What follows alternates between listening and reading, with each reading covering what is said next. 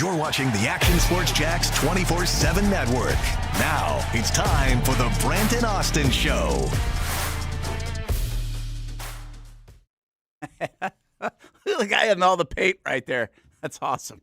This will be one that, can you still have the core memories even in a loss, right? Like, it'll be one that you won't forget. That is for sure. And we talked about a little bit on Sunday, final game in that stadium, the way it appears. Like, that's it. With that kind of look, 70,000, which was an enormous crowd. According to Mark Lamping, it was the biggest crowd, or most tickets they've sold, I think, in the Shot era. And now we'll have like 43,000 next year, which means those ticket prices, if the Jags are good, are going to be insane. Mm-hmm. And then obviously next to Orlando, and then after that open up. So cool stuff. By the way, I can't get into the people. That's a nice slow dissolve right there. I can't get into the folks that are like, why did they have white towels? The Bills had white uniform. Like, what was that commentary? Who gives a damn? And don't you want the white towels with the teal? Like something that you can see? Yeah, first of all, I haven't heard that. Second of all, I'm glad I haven't heard that. I mean, I've seen that quite a bit, actually. Like, people care about that kind of stuff is amazing to me. And, wouldn't you want teal and white? What else did you want? Would have been black towels? I don't know. That's the stuff people think about are amazing. But all you got to do is look at my Twitter mentions in the last couple of days. Oh, boy. Same. Golly. It's not been fun. I guess this is new territory for us, not going to the playoffs all the time. Like, everything ramps up. I now have people telling me that they're going to try to make a case for C.J. Stroud's the best quarterback right now in the division. Dude. Did you watch that game? I mean, holy cow. It's just amazing. Brent Martineau, Jason Hamby also would join us in just a couple of minutes. He had like a phone battery issue that he's going to have to describe because I don't even know what the hell he was saying, but I think he was about to catch on fire. It sounded pretty sick to me. I don't even know how he would have diagnosed it. I don't either. That's when he sent that. There are two things that went through my mind, and I mean, it's not like it's some secret thing, so I can tell you what he said. He said, going to be like 10 minutes late. My battery is expanding in my phone and need to take it in at 10 to get fixed before it explodes. And I didn't know if he was like, if this was a play off something that just happened in the last couple of days or just being funny. Yeah. Or if that was really happening. And I'm assuming it's really happening. But I don't even know how he would have diagnosed that with your battery expanding on your phone. So how would he know? Yeah, we're going to we'll have to ask him about it. Hopefully it gets fixed. And nobody gets harmed in the way. How are we feeling a day and a half later? A nice day here in Jacksonville overall. The coping going well or not? Massive amounts of copium. Well, according to the Bills fans, according yeah. to the Bills Texas fans. I think every Bills fan is in my mentions off yesterday's, like something we tweeted out about, like, did the better team win and blah, blah, blah, blah, blah. Which is wild. So now I was like, hey, I'm in on Josh Allen and the Bills winning the Super Bowl or going to the Super Bowl. And now you Bills fans have me rooting against you. Yeah. We already root. And Ty's like, oh, it's only Twitter. Who cares? I was like, yeah, I don't know, but it's got me in my feelings now. So now I'm going to root against them until maybe next week. I mean, I really don't have a great rooting interest here. Houston, nobody wants to win around here. Oh, my gosh. I didn't do myself any favors last night. Yeah, I know. You probably struggled. Now I got the Bills fans that are just obnoxious as hell, so I hope you lose. Patriots, with all due respect to everybody back home, you don't deserve it. You just don't. You got to suffer more. Like, after 2 decades of that, you can't just be going back to a Super Bowl. It's not right.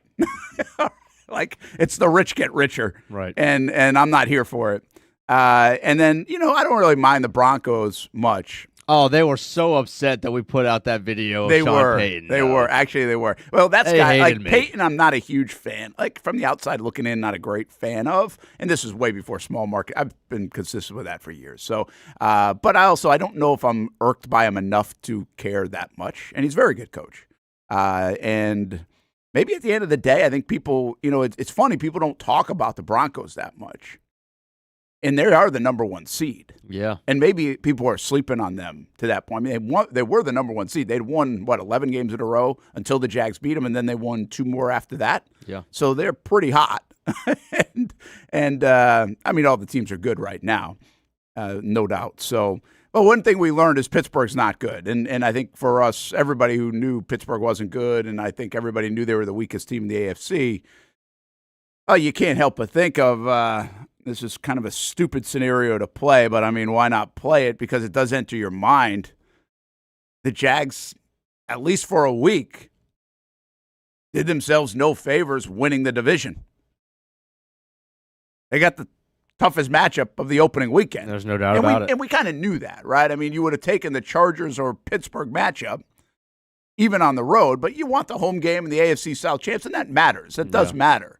And so, I mean, you really look at the grand scheme of things and how it plays out, and I don't know about this part because I haven't done it yet, but think about the ramifications the Jags got by winning 8 in a row to end the season, holding off Houston and winning the division. They got the home playoff game, awesome. They had to face the Bills and Josh Allen, who obviously very good, and the most dangerous guy in the AFC, and we all knew that going in. Yeah. And the most experienced team, by the way, too, going in, which I do think paid some dividends on Sunday for the Bills.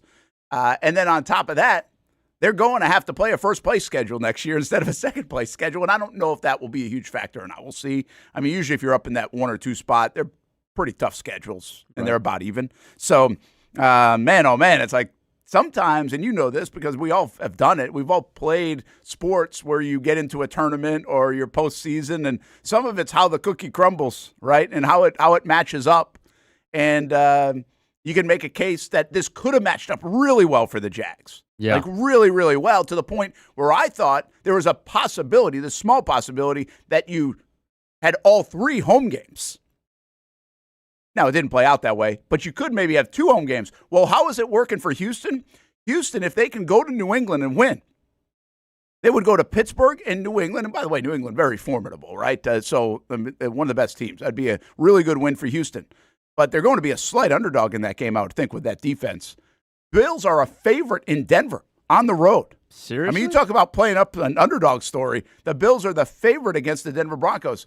If Houston wins and the Bills win, Houston hosts the AFC Championship as a 5 seed. Dude. They did not win the division, and they would host the AFC. The Jags could have got – would the Jags been a 6 seed or a 5 seed if they would have been the lost? 6, like they would have hosted Houston, or they would have gone to Houston. Oh, that would have been the way. See, that would have been different, though. I think that's a little bit different. Like it wasn't. I don't think it would have worked out that we would have gone to Pittsburgh. Yeah, I don't think that was in the cards. Who would have won, though? The Bills? Yes. I wonder why the Bills would have gone. It would have been 12-5, 12-5. Jags had a better AFC record. Wouldn't they have been the 5th seed? Maybe not. Maybe I don't. Maybe they didn't have. I think it was. I think those were the only 2 scenarios. It was win and host, or go lose and go. Well, going into that last week, remember there were 6 scenarios, but maybe the most likely was to end up as the 6th seed. Because the Bills ended up winning that game against the Jets in week 18, right? So, who knows? Listen, and playing at Houston would have been no easy shakes off the top. So, it's not like you would have got Steelers. So, whatever, right? I mean, it's just sometimes that's the way it goes. Sometimes the path. And now, really, I think, here's what it really starts to set up. I wasn't a big believer in this whole narrative early on, or really the whole week of the playoffs, that, hey, this is Josh Allen's time because he doesn't have to face Mahomes and Burrow and everybody else. And I was like, well, nobody else does either. Right. You know, and by the way, you still have to play good teams. And are they good enough of a team? I mean, you can't just carry them. And I don't think Josh Allen won that game alone the other day. I thought the defense of the Bills played pretty good football. Yeah. Right? So, yeah, he didn't win that by himself. Now, he was obviously the most important player on the field for the Buffalo Bills. But now, look, now I start to turn to it because now he has to beat Bo Nix. And then after that, he might have to beat C.J. Stroud. Right. Potentially. Or even Drake May. Now, May played like the MVP. That's no easy shakes for Buffalo. So, but they know them well, and I think they would almost want that matchup to play the Patriots. Like, I think, and no doubt, Buffalo, if they do beat Denver, wants the Patriots more than Houston. Because I'll tell you this, go look at Josh Allen's numbers against Houston the last couple of times. Not good. Awful. Like, awful. He does not play well against Houston. And Trevor's not the only one that struggles against Houston. That Houston defense is really good. Yeah. And I know we hate to hear it, but it's really good. To the point where now, Ty was sharing me something about the EPA stats in a game in the postseason in the last 10 years. Mm-hmm. Houston has 3 of the top 4 in the last 3 years in their terms of whatever metric this was. The performances. I mean, last night was the number 1. Last year was like number 2. And the 2023 was number 4. Mm-hmm. And so all you CJ Stroud stands, you got a defense that's just unbelievable. Now, Stroud, to me, listen, I think Stroud's capable. This is not he's the worst quarterback conversation. This is not the Baltimore Ravens, in 2000, where they have to win despite the quarterback. But they won despite the quarterback last night. 100%. I mean, the guy fumbled 5 times. He turned it over 3. He was awful in that football game. I made a couple of throws, but he was an awful player in that football game. He was terrible. And like to the point where if you just kneeled on it or ran the ball every possession, you would have won by more points, probably, which is crazy. So the defense is historically good. Like, getting to the point where you're starting to say the way they looked last night, now some of that was Pittsburgh's offense, but if they make a run through this thing with this kind of defense, you're going to comp them to other great defenses. Right. And it's a dominant unit. It is really, really good. But I do say this about Houston. I mean, if you don't win it or get to the Super Bowl like this year with that defense, with this field in the AFC, then you're missing a window. Because I don't know how long you keep a defense like that together, or whether they got to pay people. Mm-hmm. Danielle Hunter will start to age out a little bit. But you're missing a window of kind of like we talk about with the Bills. Are they in the downside of the window the way their team is built, even though they've got a 29-year-old quarterback? So I think it's go time for Houston here. And I know everybody feels that way in a wide-open AFC. But if they don't win another playoff game, like if they don't win this week in New England and they bow out every divisional game with that defense, missed opportunity. Big time. But, I mean, I think everybody's sitting here on a missed opportunity like the Jags here in these playoffs because it's open season for anybody to play well and go get it done. The Steelers are done. A quick thought on them. Aaron Rodgers done? Got to be done, right? Gotta be done for him. You think, did you see what he said post-game? Obviously, he's not going to answer the question, but it was a Well, I saw that he abruptly ended his presser. He also had a really good one, I thought, about Tomlin, and LaFleur. And both of them. Yeah, which I thought that might be worth a point or two because I think he has on to something there. Yeah. Rodgers is weird sometimes, but he also brings up some pretty good points sometimes. For sure. And, yeah, there's always a mix. And I think what people, at least in the first 30 or 24 hours after that loss, are thinking is that if he does come back, I mean, it would have to be with Pittsburgh, obviously, because he has a really good relationship with Tomlin. And that was evidenced with the answer he gave last night, where it's kind of Tomlin sticking his neck out there for him one more time or sunset. Yeah. I think he's done, by the way. The Rodgers is done. I mean, he can't play with this offense, at least. He can't. He's 42, man. D'Amico Ryans is 41. Well, I think the point is that he was brought in on a team that was already on the bubble and with the goal of, hey, an already ready team to make a run just needs the quarterback because he can get you that extra in the playoffs.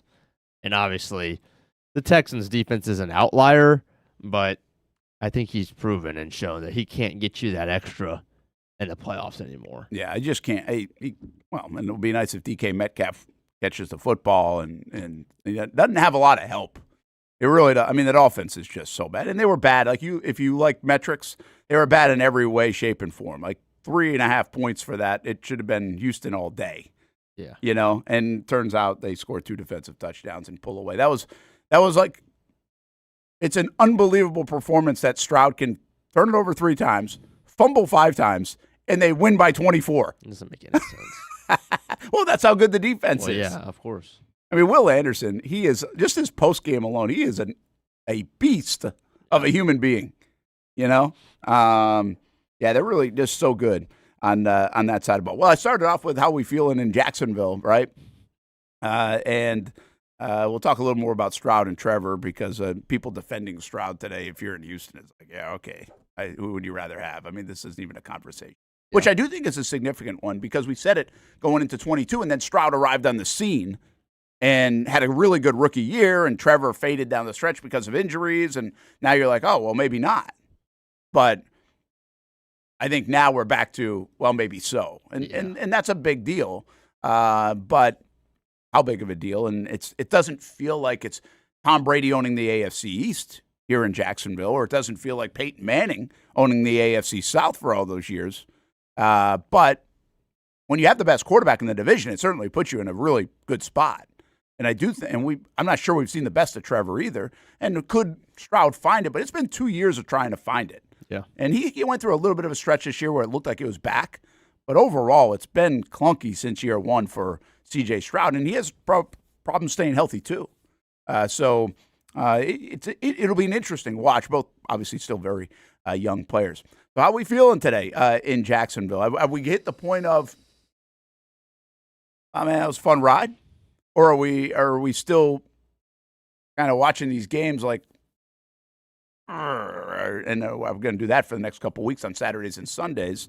I just wonder where we were with on Jags Report Live last night, and had a good crowd show up. We didn't have a player on, so it was nice the folks come out to String Sports Brewery and celebrate a season with the Jags and kind of have a little bit of therapy session.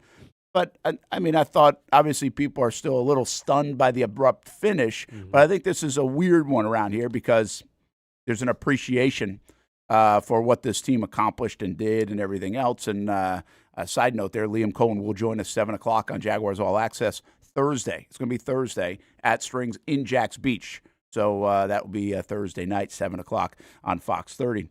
What do you think, Cam? You get a handle on this thing on Tuesday morning, or have we moved on and get the golf clubs out? No, I haven't, and I definitely haven't. I like that fandom of you. I want to read this. Reese Keep the Peace in the chat says, was too depressed to join the show yesterday. Oh, I'm sorry. I think I might have said 25 words the whole day. Feeling better today, though. Go Jags. Okay. I was so down, bad, I deleted my socials just because I didn't want to see it. Had to come back to reality. I don't even play for the team. Yeah, like I think that's a little bit of fandom, though. I mean, I think that stings. You're invested in it. You're riding the high wave of it, and then boom, it stops. You know, it's It's so different, Hamby, than baseball, hockey, and basketball, because it's a series.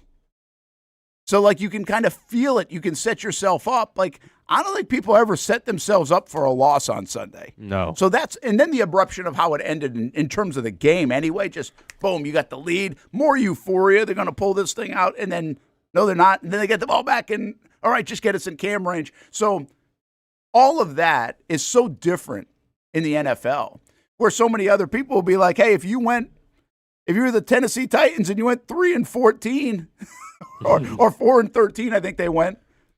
And the Jags got 7 more days. Like, that was it. It was a fun 7 days, but it was only 7 more days, you know? And by the way, I've kind of used that in the past when, like, the Yankees get past the Red Sox, so I can't say I haven't used that on the other side. It's like, hey, we're in the same place just like 4 days later, people. So, but it is so abrupt compared to the other sports and how they're set up because you just don't have that series of time. Welcome in, Austen Lane. What up, man? Looks like you didn't catch on fire. No, I didn't catch on fire. Thoughts and condolences go out to my cell phone. We'll see if they can salvage it. So what happened? We were trying to, like, what does that even mean? What occurred to you? All right. Fascinating. Well, okay. I mean, it's a little bit of a long story, but do you think it was the Buffalo Bills fans in our mentions that maybe caught your phone on fire? No, we'll talk about them later. Are they in the chat today? I don't know. By the way, 100K by Tuesday. Is that what we got on that? Hey, I can't check. This is the most I feel like you've been checking. This is the most mentions I've ever had on a topic, I think. No shot. Mentions? And real quick, before we get Parker in, Washington train, you had more. No. Hamby, you haven't been. I saw it last night. I can't imagine what it's at to right now. All right, hold on. Let's see. Because I've had my phone turns on for like a minute and then it turns off. So when I texted you, it was for a minute. Yeah, wow. and then I had to turn it back off. Good. 491 comments. We're getting ratioed big time on that one. Huge ratio. What's the viewership? Like the 84. views? 86. Oh, we're 86? Oh, we're getting to 100K by Tuesday. Yeah. Oh, no doubt. Shout out to the Casey Kurtz Austen Lane collaboration once again, delivering when you need it to. And by the way, I could care less about this one. Like, oh yeah. You know, the whole Trevor Lawrence thing, out of context, whatever. No, I'll say it again. Jags are the better team. Flip it. Another 100K. Like, this doesn't affect me at all. Like, you think I'm worried about people? And by the way, 90% of the people that are in the mentions right now, why do they all look like they're from like Bass Pro Shops?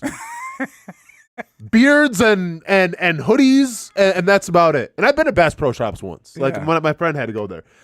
Before we get into my phone, so I almost, because I had my laptop, so I was going to go on Twitter and try to message you, let you know I'm not going to be on time for the show.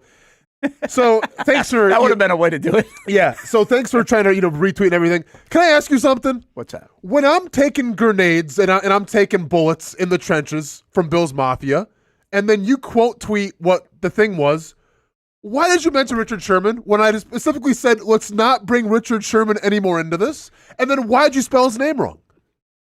Sharman extra soft. 10 ply. So you're calling him Richard Sherman now? Yeah. Is that from the Donald Trump playbook? What are we doing? Well, by the way, Richard Sherman. Richard, he was really mean to Trevor. You got to call him Richard Sherman. What are we doing? I think I did that like the night prior. I don't think that was a retweet of anything. No, you retweeted the Bills stuff. Oh, yeah. This was yesterday. With Richard Sherman. Yeah. Okay. Yeah. Donald Trump playbook. Here we go. All right, we're all in. Richard Sherman. I don't read the Donald Trump playbook, so I'm sorry to fall in Channel line. 4, fake news. Channel 4 is what I call it. I'm Brent Martineau. Like, what are we? This is the bit now? That's what we're doing? I mean, I've been calling him Sherman for a while. Okay. I've been after him. Okay. Yeah, so anyways, last night watching I'm watching football and I'm watching the Wings on my phone because it's Sergei Fedorov retirement jersey night. And they're playing for the first place right now in the Eastern Conference. One of your heroes. Watching that, and I start to notice my phone's getting a little hot. Now, my phone's had issues in the past a little bit. Not really worried about it because I'm never really on it, right? So didn't really kind of ignored it. Well, that kind of led to, I believe, the battery starting to expand because my phone started to bend when I was getting hot. Not going to turn the Sergei Fedorov tribute night off. Not gonna not watch the Detroit Red Wings get the first place right now in the Eastern Conference. So I had to rally through, and I did. Now, when I did, the phone went after the game. The phone went black, and wouldn't turn back on. I'm like, okay, well, this sucks. Probably fried my phone. Turned it back on. Thankfully, it turned back on, and then it lasted for like a minute and turned back off again. And then it said battery not recognized. Took my laptop. Thankfully, I had the company-appointed laptop where I could do some research. And yeah, so the battery was going to explode. And if I don't get it taken care of and get it out of my phone, it can explode and ruin the whole phone. Wow. So I had to take it in at 10 o'clock when they opened to get it fixed. That was a little self-diagnosis. Thankfully, AT&T is going to pay for that. So, did you look as a common thing? Does it happen? Well, it said that if you take it in the sauna sometimes, that doesn't help it. You might have done that. Well, they may have asked, do I know what happened? I'm like, no, not even close. Yeah, hey, I took it in the sauna for an hour because I'm trying to make 205. So that's what happened. Yeah. They don't know that unless they're listening right now. So how? I would think a lot of people bring their phones in a sauna. Oh, everyone There's no does. doubt about Come it. on, that's yeah. How did you get that text out this morning then? Because I had turned my phone on, knowing I had a minute, sent the text, and then it just died again. But thankfully, the text went through. I assume it went through. You guys knew. Okay, yeah, we got it. Good. We got it. Good. We couldn't. We just couldn't believe that you knew the battery was expanding. We're like, how do you even notice that or know that? And now you just because your phone starts to bend. Yeah. I've actually bent because I got the big one, the big phone, and I've bent it before by sitting on it. Okay. Like just slightly, not like full, but like you could tell, like it, because I always put it in my back pocket. Yeah. I think like the last one I had, not this one, had a little slight bend to it. Yeah. Kind of like my putter when I slam it down all the time. I'd like to get back to that, though. Yeah, And now we can. All right, before we get to, I'm going to ask you about the Houston defense. We'll do that after the break. They're pretty good. Yeah, pretty good. But before we do that, do you think about, you don't think like normal Hamby fans sometimes? Okay, I thought this was going someplace else. Or me dropping a Richard Sharman or something like that. But do you think the Jags, at the end of the day, is it hard not to think about, man, I wish the draw was different? You mean the result? No, the draw of What like do you who mean the you draw? played. Patriots got the Chargers. The Houston got Pittsburgh. And the path might be different. I mean, it could be the point where Houston actually gets the path that everybody in Jacksonville had hoped for, where it's like Pittsburgh, go to New England, get a win, host the AFC Championship game if the Bills beat Denver. No, I mean, if you're talking about that, then we're talking about the Jags in the wild card and maybe not even getting a home playoff game. Like, no. So you got the Bills. And once again, like, besides Josh Allen, that team didn't really scare me. So, yeah, obviously hindsight's being 2020. Would you rather play the Chargers or would have rather played the Steelers? Absolutely. But you got a home playoff game. You're the 3 seed. Like, it is what it is. Yeah. And there is, you got to get through them. That's the other part. Whether it's got to get through round 1 or 2 or whatever. You got to get through. But it certainly, I think everybody knew this going in. The Bills were the best of the 3 wild card teams. Yeah, for sure. I'm sorry. No, let's not say that. Careful. Steelers, Chargers were the 2 worst teams. Okay. In the 7. Yep. I think everybody felt that way. Yeah. And then there was the other 5 that, okay, what's going to happen? Yes. And the Jags got one of those other 5 in round 1. And Bills are a quality team. Quality team. Quality team. Tell them, Brent. The best team. Hey, someone said the best. Someone said the best. And by the way, everyone called me a liar. I swear I had 2 Bills fans come up to me and say we got lucky and with that. I swear my buddy said it again today. Yeah. Like, I don't know if they're getting soft or something, or if it wasn't like the true Bills Mafia. Maybe they didn't get initiated properly. That's what I heard. Branded. And you know what else, too, since we're on the topic with the Bills Mafia real quick? Onward. Yeah. No, well, we're onward for sure. But real quick, walking out of the stadium in, like, the parking lot, there's, like, a bunch of people gathered around. Yeah. You know what song they were singing when they were, like, celebrating in the parking lot with, like, a giant speaker? Mr. Brightside by The Killers. The Killers. Now, The Killers is, in terms of a band name, it's pretty badass. I'm not going to say singing Mr. Brightside struck any kind of fear in me when I'm walking by them. Yeah, that's like last song of a wedding. That's what I'm saying, man. Like, like if you're in a bar, also like, for instance, at the game, they played Bone Crusher Never Scared. Oh, I was ready to swing on the spot if it went down. You know what I'm saying? Like, I'm never scared. Like, the whole crowd was getting into it. They played Lil Jon, too. Like, those are songs that are getting you amped up and, like, in that fighting mode. Mm-hmm. I'm walking by Mr. Brightside. I didn't know what dimension I was in. And they're all singing it. Mr. Brightside. Okay. Interesting. Cool. Yeah. The Patriots have Living on a Prayer, Bon Jovi, and I guess that one's the Bills rough too. have Mr. Brightside. I guess Mr. Brightside's a thing in Buffalo now. I don't know. Or they just wanted it. I have no idea what that was. I'm perfectly content with the bro hymn. Oh, yeah, that's fine, man. Little Pennywise. Oh, good enough. Yeah. All right, when we come back, I got to ask you about this defense of Houston. Like, is it 2000 Ravens good? Is it more like the 2017 Jags? Is there something else to comp it to? Like, where do we fit? Well, we had Arthur Smith calling the plays, so it's hard to get a true but we do have a sample. We do have a 3-year sample. Right? Can I put that graphic back up out there? Sure. What? Stroud. Sure.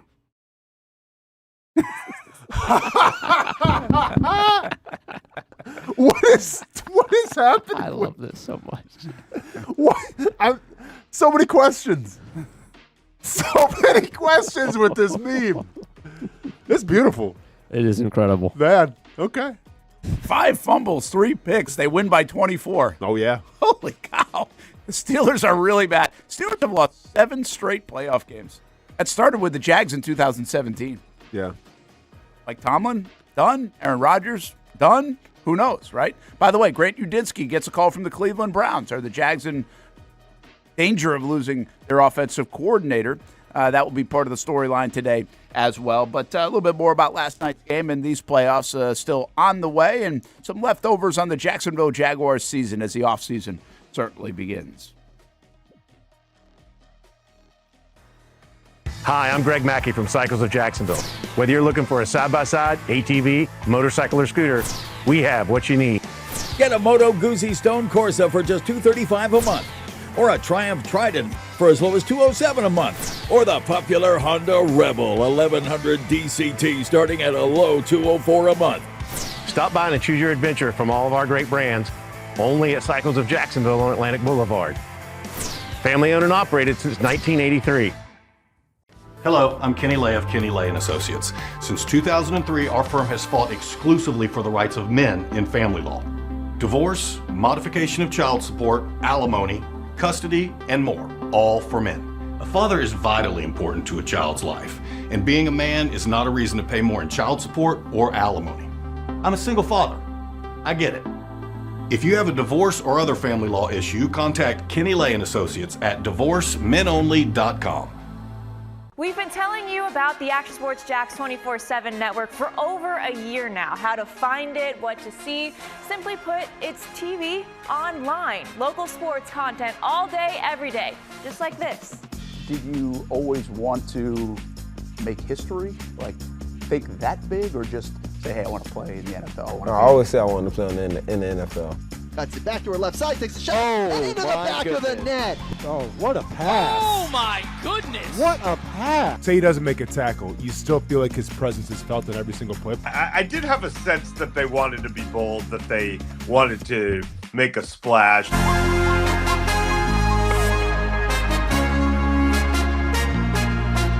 It's content you won't find on TV. Find it on actionsportsjax.com and just sit back and watch local sports all day on the Action Sports Jax 24/7 network.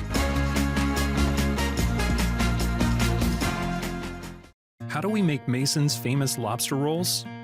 It's simple.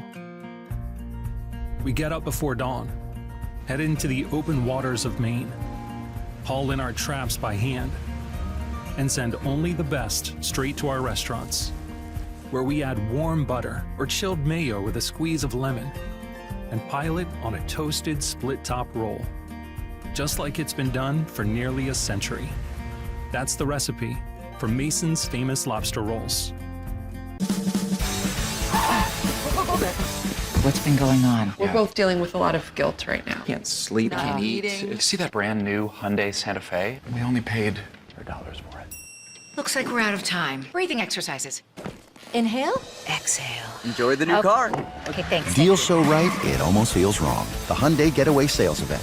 Get a Hyundai Santa Fe with 0% APR for 60 months, plus 0 payments for 90 days, or get $3,500 bonus cash. Hurry in.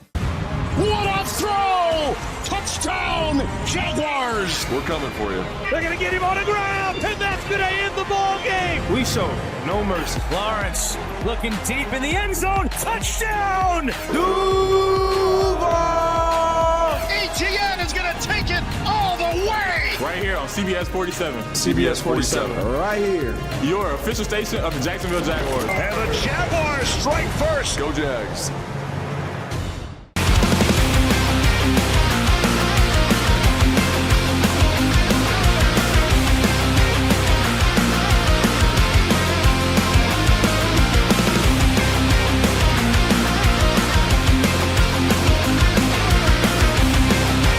You have the opportunity to explore what you might want to do with your life. There's so many opportunities here that it can spark interest that you didn't even know you had.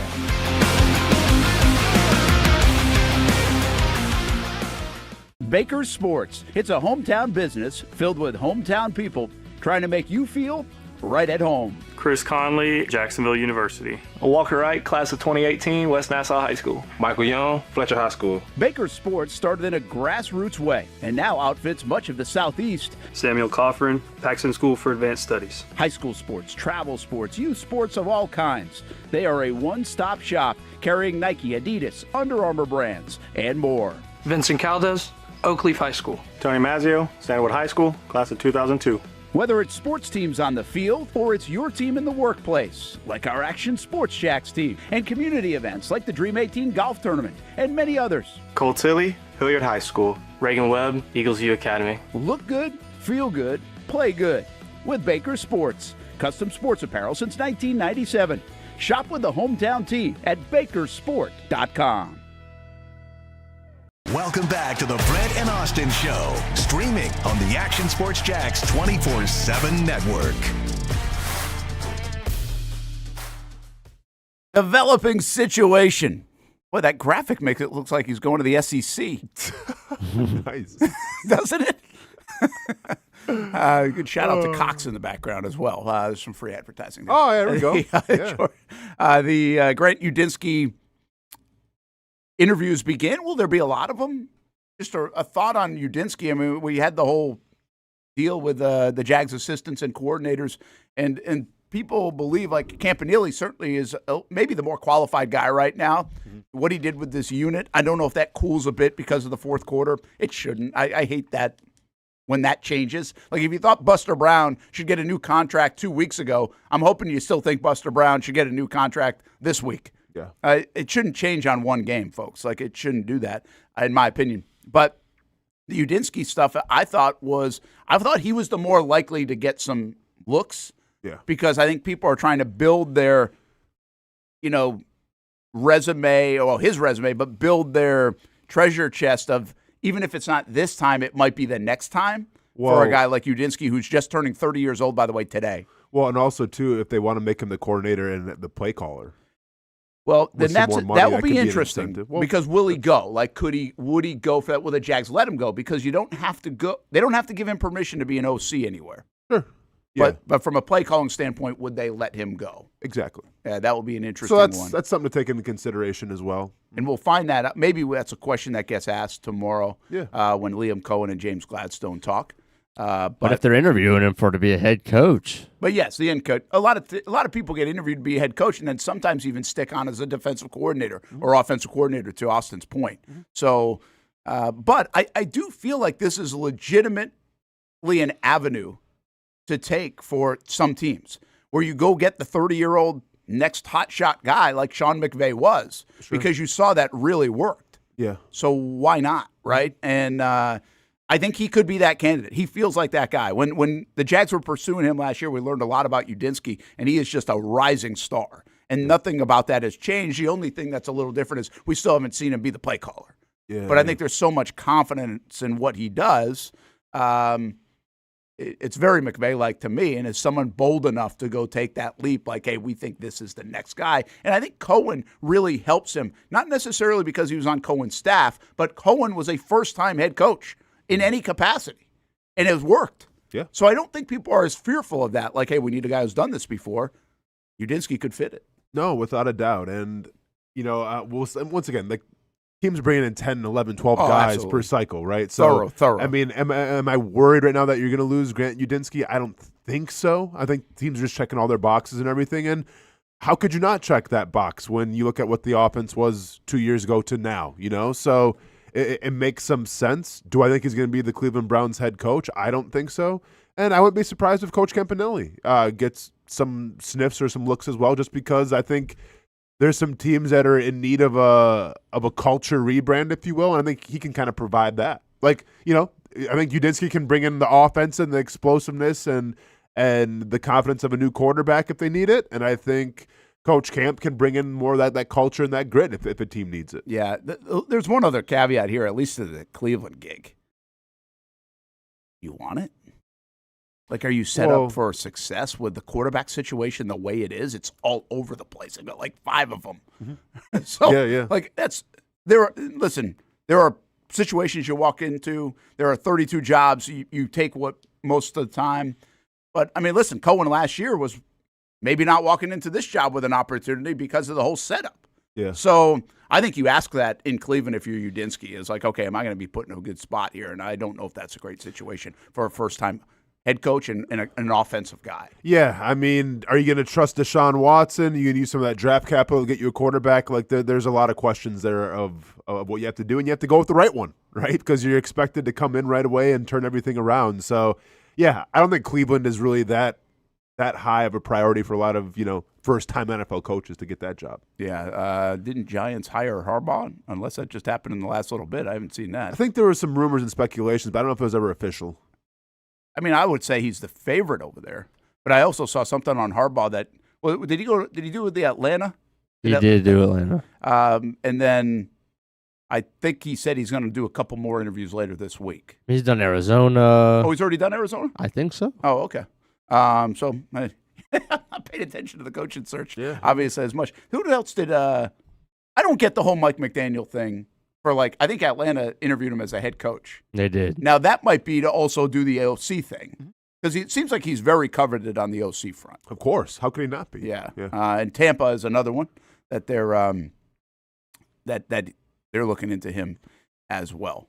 Brent Martineau, Austen Lane, and Jason Hamby here on a Tuesday. There's so much to get to, but I want to ask you about this defense before I forget. How good is the Houston defense? You go back to the 2000 Ravens. Obviously, everybody refers to the 85 Bears. I'm not sure it's not that. I think that's like the standard, the gold standard. But the Ravens in 2000, especially the way Stroud played last night, had you thinking of that way.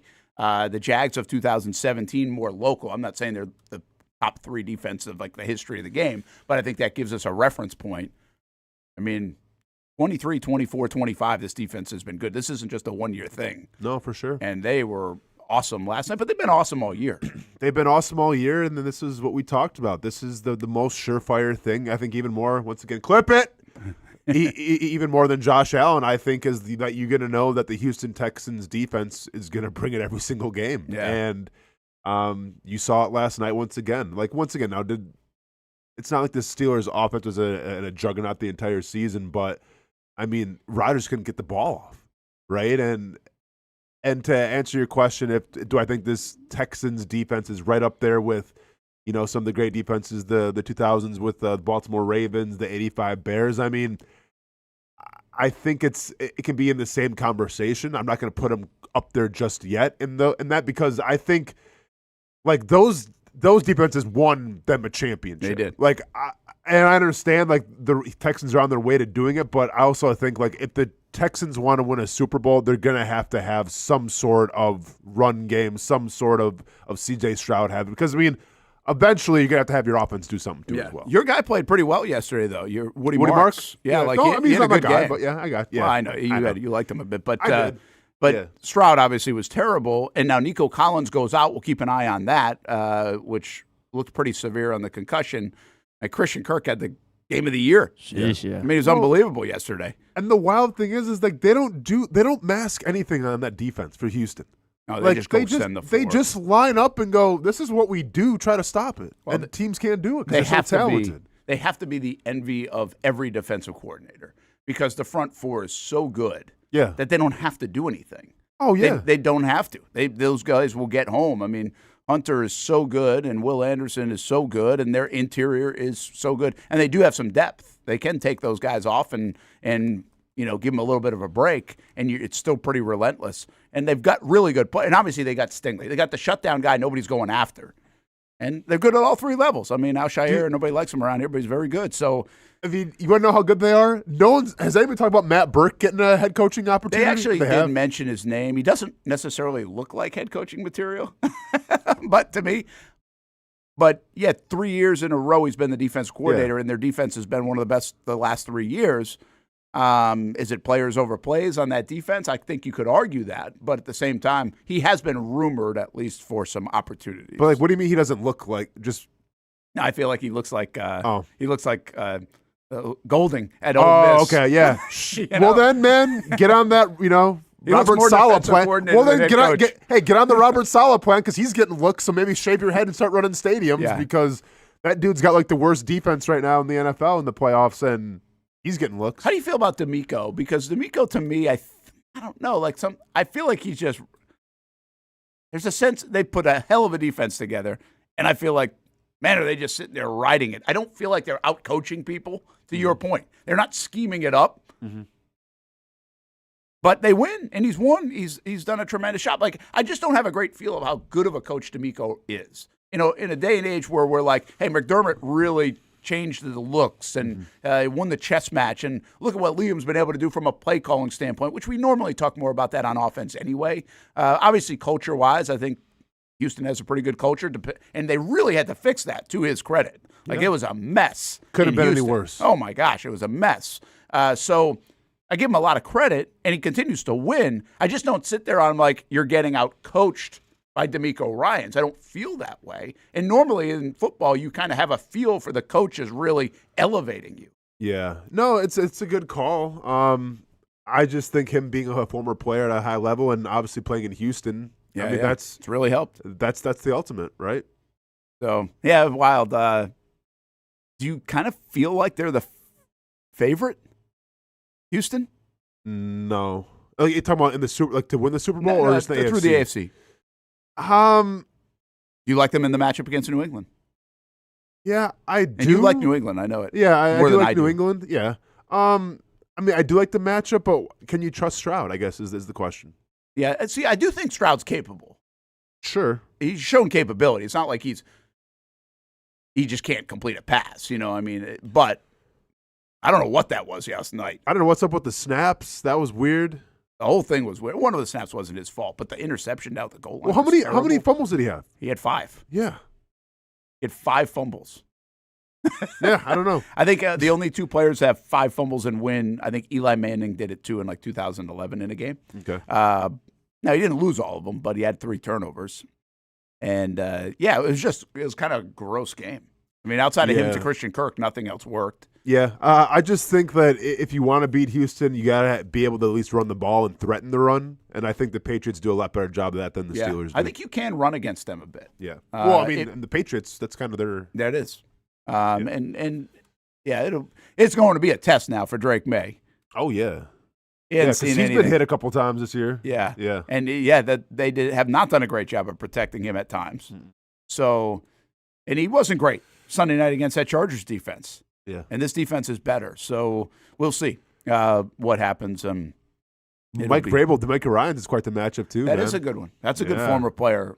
Yeah. Oklahoma drill. See who wins. Let's go. That's a good one. Yeah. Bloody lip with Mike Vrabel. The other big story around, how stunning is it? Your phone almost blew up, but you know the Lynn Jones story. I gotta comment on it again. Let's go. Because I don't want to say I've never seen anything like it. Yeah. Because we've seen things like it, just stuff happens. But I think because this was in our backyard, it feels different. And you said it yesterday, the best. Like, we just came out of a weekend where we had all this football, and football's king, and everybody's talking about football from Caleb Williams to the Jags-Bills game to you name it. And this is the story. And holy cow, is this the story? I mean, I tweeted yesterday afternoon, it was just astounding to me the volume that this thing has taken on. And I just find it fascinating.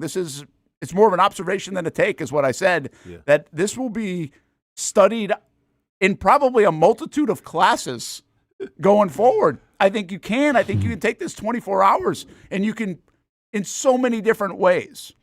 You could do it in a psychology class. You could do it in a marketing class. You could do it in a sports journalism class. You could do it in a whatever class. It's unbelievable how this has all the ingredients, is what I said to you. It just has all the ingredients for everybody to go. And one other quick thought on my thing. I said this to you guys in a commercial. What people love about this whole thing, what they love about it, people love it. And in many respects, my wife to others to you name it. And I'm okay with that. But they love the wholesome nature of it. So to me, the dynamic that is wild, maybe above anything else, is that the love for this wholesome moment has people throwing arrows back and forth at each other. Like, what are we doing? I thought you wanted the wholesome part of this. Yeah. This is supposed to be wholesome, and we got people throwing daggers back and forth. Daggers and strays. Daggers and strays. I mean, insane, man. Come on, people.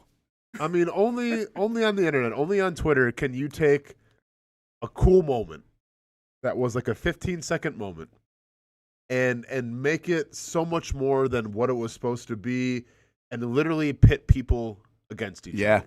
Like, only on Twitter can you, only on social media can you do that. He really is. Imagine, I don't know. Like, I understand that people and we've won this yesterday. Let's go back. Let's rehash it. This all started because people in your line of work, Brent, that work in the media had an issue with it. Yeah. Right? Because it was somebody new, someone that they felt didn't belong there, took away from what they were trying to do. It was 15 seconds. Yeah. And guess what? It's Liam Coen. It's not like Bill Belichick where you get one question each, and maybe if you're lucky he gets to you, but if not, he's going to storm out. I think Liam Coen in that moment was going to answer every single question. So what are we pissing and moaning about? Like, everyone was going to have their question. So to sit there and say it's 15 seconds and this was embarrassing and all this, it was a beautiful moment. Just let it be a beautiful moment, and then let's just live our lives. But no, we got everybody from the national media speaking, she shouldn't have been granted the credential. And by the way, and I'm convinced this is Jason Hamby's fault. No. Oh, yeah. That was wild. This is Jason Hamby's fault. I don't think it was, but I think it was. I think it was Wig. T-Wig? Yes. Oh, now we're snitching on people, too. No, well, first of all, T-Wig, with all due respect to him, he's not 23. Oh, she said a 23-year-old. Oh, I thought she just said another man. How is he going to share the clip and not even watch the clip that he shared? Well, yeah, I mean, we're not going to share it either because it's on the other station. But Channel 4 Board, Channel 4 News. Channel Board. That's what I always called. That's Brent Martineau. Because he put out something saying like that he talked to her or something, so I thought it was him. We kind of say that behind the scenes. Hey, I'm just a freelancer. I don't work for anybody. Right? You're all right. Right. We're good. But if you missed the story, she said, she might have said this on a lot of places, but she said that she wasn't going in the news conference because I think she doesn't normally go in the press conference. But she talked to a young man. Talked to a young man. Now, Hamby told us that he had talked to Fellas, Lynn Jones at lunch before I the game. talked to her about food. Did you say kind young man too? Kind young man, 23 years old. I'm 25. Well, how would she? I mean, I can see that. You being look mixed like up. you're 18, so I don't want to hear that. And so she was talking to her. She said, "You should go in there." Yeah. And so she did. This is so Hamby. Now, in fairness, Hamby was back at the station after the game. I have an alibi. I was here. He was. Okay. I talked to Miss Lynn at 11:45. The question is, did wonderful Miss Lynn Jones mistake the conversation from the lunchroom to the postgame? That's exactly what I'm saying. Because there's a lot going on for her in her life right now, right? Yep. So maybe it was a Hamby conversation in the lunchroom that's inspired her. Hey, man, to are you go playing into the Clue news right now conference. in the lunchroom? Hey, come on. Yeah, we kind of are. Jason Hamby with the invite in the lunchroom. And by the way, and I get it, Hamby doesn't want to fess up because he's not trying to be the responsible party here, even though he is. Yeah, I mean, on top of him cheering in the press box and now being responsible for getting Lynn Jones at a press conference, hey, Brent, you might be blacklisted, man.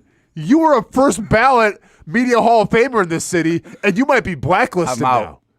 Yeah. I will tell you this now. You're getting the Pete Rose treatment, my man. The one thing about this whole deal that has opened my eyes, because I think this sparked some conversation, is, and I even did this last night at home, because again we were just talking about it, and it's funny for so many of my years in this town, or at least in this business, I don't want to give him too much credit because he'll probably listen, but Ty is almost like the barometer at times for me. Okay. Because when he's a little guy, like when he's 5 and 6 years old and he loves sports, he'll say stuff and it'll be so simplistic, sure, but kind of logical.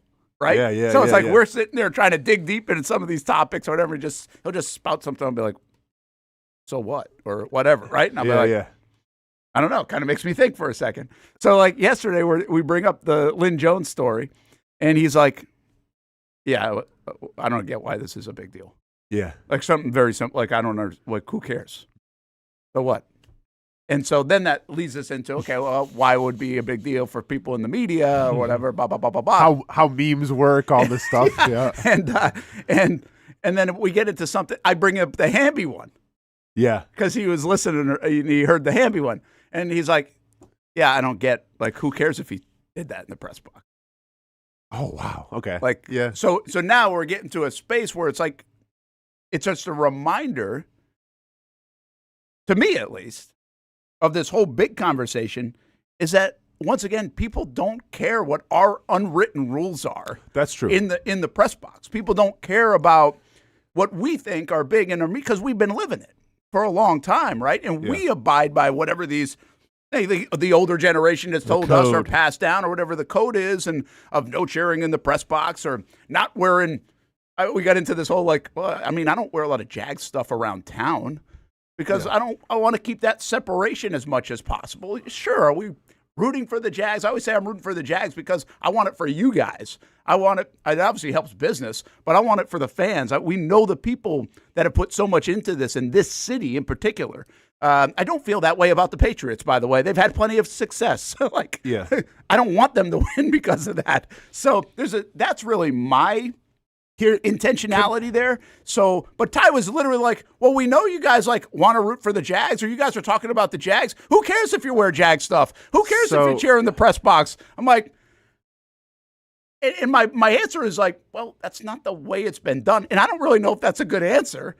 Now, there are some real concrete journalistic answers that you guys don't want to listen to, I think, that are also reasons for it, but they don't. But that's the main point. Yeah, people don't care about that conversation.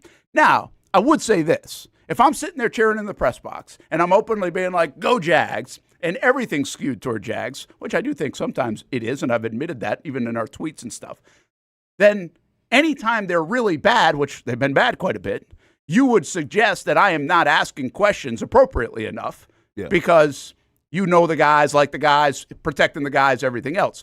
So easy to say when they're winning and everything's good. Right. But you also have to put it in the negative connotation, too. You're supposed to be unbiased as well. Well, that's what we're especially supposed in that to setting. be. But, see, this is, and I guess this comparison's more for you, Brent, and more for the Bills fans that I saw in my mentions, got all the pictures. But, it's almost like what you do and, what, the print media, it's a dying thing. Yeah. Right? And it's taken over by more entertainment influencers, exactly. And it's almost like outlaw country, where it's there's a certain way we've always done things, and it's an acoustic guitar. We don't need collaborations. All we need is some attitude, some grit, and we'll get on the mic and sing it. And then you got bands back in the day, like Florida Georgia Line and everything, starting to overly produce it, right? Baby, you was all that stuff, and it's what happened to our music? Yeah, and then it's almost like, and then it's like That's an analogy. Yeah, but then you want to dig yourself in the dirt and say no, we got to protect this. And this is the last true freedom of music and expression, and it's getting ruined by all these people with their hip-hop slang and all this stuff in country music, and we got to protect it, and that's what it is for you guys now. I like that analogy. That's what it is. So then where does it end up? Dirt. So where are we now, though?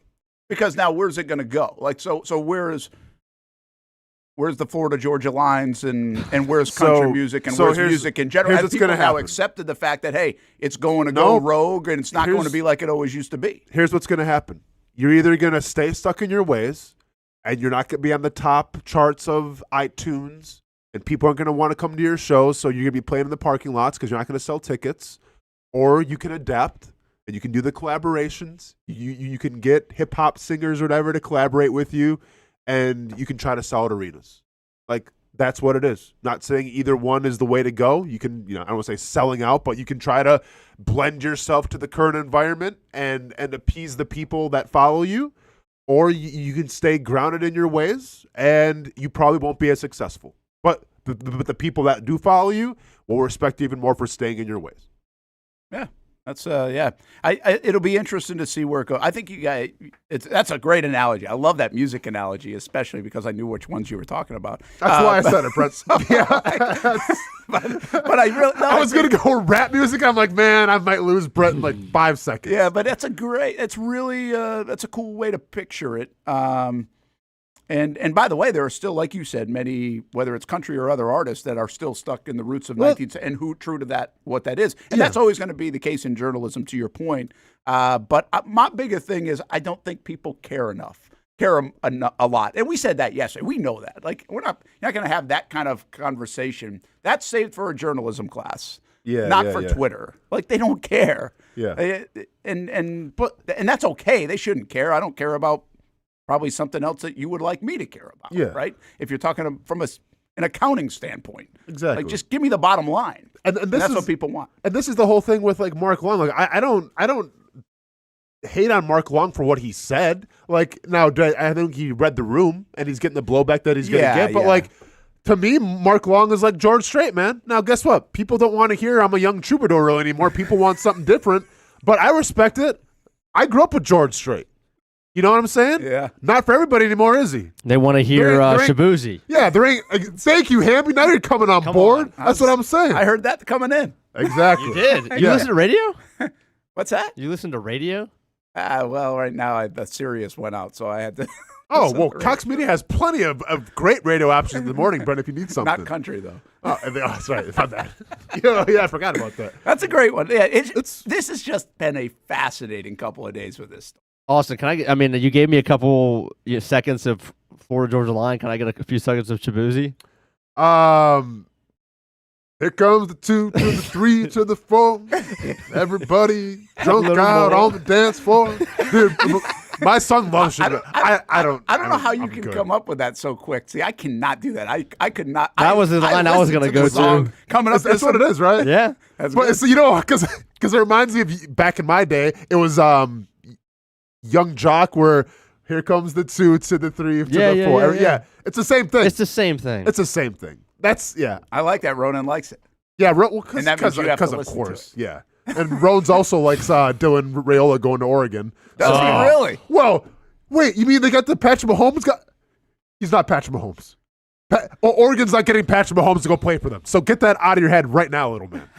And no, we will not be getting a Dylan Raiola jersey. Sorry. Better hope they got a great running back. On that. Yeah, that's the line in the sand. Yeah, you right can't, there. man. That's not in the cool kids' corner at school. But I know, man. Like, get the running back. That's what I'm saying. But also that I had to tell him, well, I actually played with his dad in Detroit. He's like, oh, that's so cool. You think we're going to see him? I'm like, we're not going to any games to see him, but okay, cool. That's in Oregon, my man. Have you seen the ticket prices, by the way, for the national championship game? Was it 4K? At least. I saw somewhere there parking alone was like in the thousands. It's no. Oh, yeah. Dude, so it's like even like the higher levels is 4. Because I looked it up. I was curious. Yeah. 4K. Did you see that, and I didn't know this, I don't think anybody knew this until it started to go around, that Indiana has the biggest alumni base in the country. How is that possible? Well, Big Ten always would have. I always thought it was like a Michigan or Ohio State. So that doesn't surprise me that it comes from the Big Ten. But I guess they have over 800,000 is the number, and that's like the biggest one in the country. I thought that's what I saw. That many people go there? I tell you what, there are that many people in Atlanta. It felt like, it was a home game, Brent. It was unbelievable. I always thought UCF had the largest alumni base. Who? UCF. because there's 60,000 people that go there. Yeah, but Hamby, that's the banner. 60,000 people just happened like in the last 10 years. Like, well, I know. I mean, 20 years ago, 25 maybe years it was ago, the fastest UCF had growing. 20. It might have been. Like UCF had like, I don't know what the number, but it was like 25,000. I thought Indiana was a smaller school as far as students. Yeah, I don't know how many go, but I mean, it's not.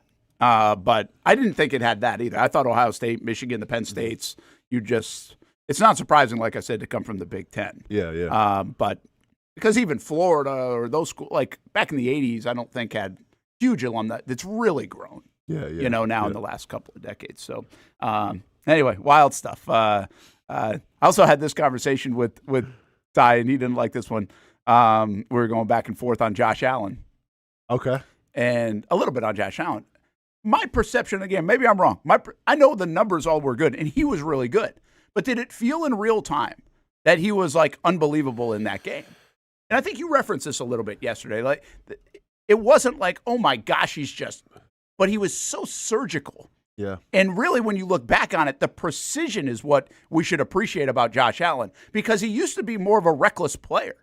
And even sometimes in the season, you'll watch him, and I've said this, there'll be 5 plays where it's like, what is he doing? He eliminated all that in this postseason game. And I actually saw a stat today where since 2022, he's got 16 touchdowns and no turnovers. So that's where he has really changed, is that he has become this guy that can manage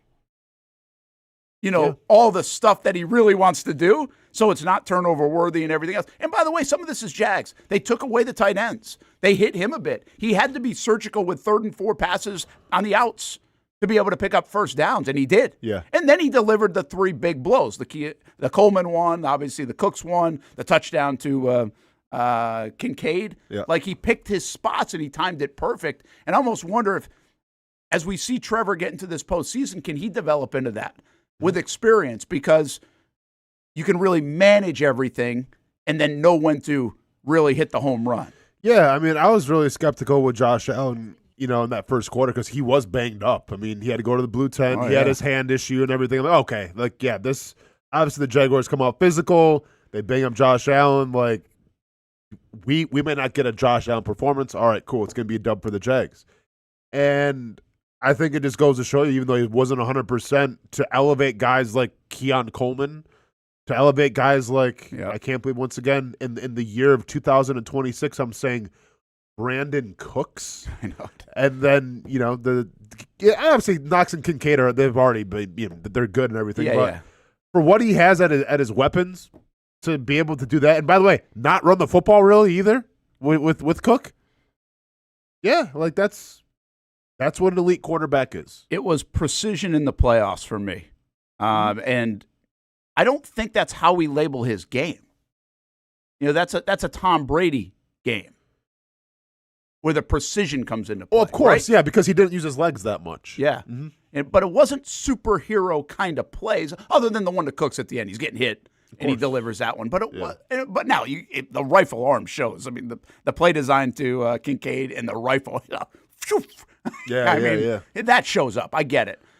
It was almost, and I thought about this in the first half, guys, and this is one of the reasons why people asked me at halftime, did I like the Jags' chances, and I didn't, because I'm a believer in storylines in the postseason, and when he does go out of the game a couple of times, Austin, and he hits his hand, but he's still playing, and he's fine enough to play, you're like, this is just adding to the story. See, right? But like, this isn't a good thing. This is him putting on the cape. This is almost what he plays into as a supreme athlete. Like, don't worry, I'm going to find a way. Yeah. Which he kind of did. But at the same time, though, I thought once Brian Thomas Jr. got that first touchdown, I thought that was the story right there. I'm like, oh, Brian Thomas Jr. is about to go off. Here we go. Yeah. The old Brian Thomas Jr. is back, everybody. Super Bowl, we'll see in San Fran. Like, that's, once again, and I'm in a sober state of mind in the stands.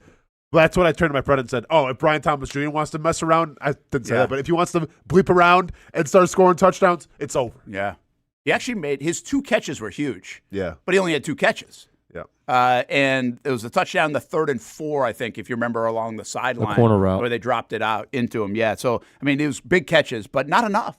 I thought Brian Thomas Jr., I think I said at one of our shows this week, that was like, I feel like if the Jags are going to go places, he's going to really come to life. Yeah. And, I mean, again, 2 big catches, but probably not enough volume to feel like coming to life. The corners for the Bills also did a nice job on the Jags receivers. Take a break. We're way late. Brent and Austen Show, Action Sports Jax 24/7 Network. Keep coming back. Hey, what about, Brian Thomas Jr. is an interesting conversation. I mean, this is the conversations we start. I think it's going to be Travis Hunter. I think it's going to be Brian Thomas Jr. There's going to be a lot of lengthy discussions on guys like that. How about some early thoughts on that? It's catchy. When it's time to get a new car for anyone in your family, just remember, nobody but Nimnick, the #1 Buick GMC dealer in Jacksonville. Get the latest price breaks on 2023 and 2024 models or the newest 2025 vehicles in the showroom on Phillips Highway, or shop online at NimnickBuickGMC.com 24 hours a day. GMC Sierras, Yukons, and the redesigned Acadias, or get the all-new redesigned line with Buicks. It's nobody but Nimnick, and part of the reason why is this is a first-class buying experience here at Nimnick Buick GMC. You're not just a customer, you're a friend. This is about getting a vehicle that best fits you and getting you on the road, and also helping you and your family down the road. Nimnick has a treating you right guarantee, courtesy, respect, fairness. The most Buicks, GMCs, and Jacksonville's only Car Bravo dealer, nobody but Nimnick. Who has put in the most years and stands behind a better experience? Nobody but Nimnick. GMC. We are professional grade. There's a saying in sports, you can't win them all, but you can win a lot with good folks on your team. Like that one painter, First Coast. It's tough to beat the sun in Florida, so your home fades. It's tough to beat that HOA when they come calling. Beat the sun, beat the HOA with that one painter, First Coast. And it's a good time to do it. Less rain to work around, and painting in mild temperatures is perfect. After all, the paint bonds to the surface so much better. Give that one painter First Coast a call at 904-417-3557 or look them up at first-coast.thatonepainter.com. Fast estimate, guidance on color and HOA requirements, and the highest quality job you'll find anywhere. Be a big winner in your neighborhood with that one painter First Coast on your team.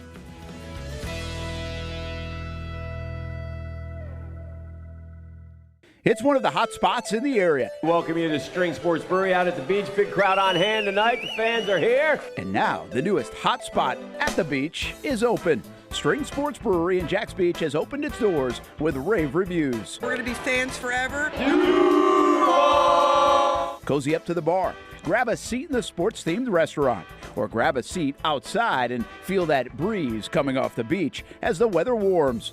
Just like the original location in Springfield, try the popular beer menu and come for lunch or dinner too, because the food is fantastic. We got a special guest in the house. He's happy. He's feeling good. He's Trayvon Walker. It's where we hosted Jags Report Live in the football season, and the String Sports Brewery staff can't wait to host you. Hey, welcome back here to String Sports Brewery. And if you haven't checked out the new location in Jax Beach, you got to do it. String Sports Brewery, now with 2 locations in Springfield and now open in Jax Beach on Penman Road. Hi, I'm Greg Mackey from Cycles of Jacksonville. Whether you're looking for a side-by-side, ATV, motorcycle, or scooter, Honda has what you need. The Honda Talon. Ultimate performance meets family-friendly fun. Prices starting at $363 a month. Or the sporty Honda CBR 650 starting at an affordable $204 a month. Stop by and choose your adventure from a full line of Honda products. Only at Cycles of Jacksonville on Atlantic Boulevard. Family owned and operated since 1983. Hello, I'm Kenny Lay of Kenny Lay & Associates. Since 2003, our firm has fought exclusively for the rights of men in family law. Divorce, modification of child support, alimony, custody, and more, all for men. A father is vitally important to a child's life, and being a man is not a reason to pay more in child support or alimony. I'm a single father. I get it. If you have a divorce or other family law issue, contact Kenny Lay & Associates at divorcemenonly.com. CGC Water Treatment and Plumbing is taking their 75-plus years of expertise and expanding to CGC Home Services. Water treatment and plumbing is still a big part of what they do, and now they can do even more for you. Home services like kitchen and bathroom remodeling, showers, sinks, faucets, toilet repair, backflow testing, and the list keeps going. Find all they can do at cgchomeservices.com or give them a call, 904-298-7052. It's a new look and a new name with the same expertise. They've been serving homes like yours since 1946. CGC Home Services, right here in Jacksonville off St. John's Bluff Road, 904-298-7052. And visit cgchomeservices.com. Florida license number CFC 1432579.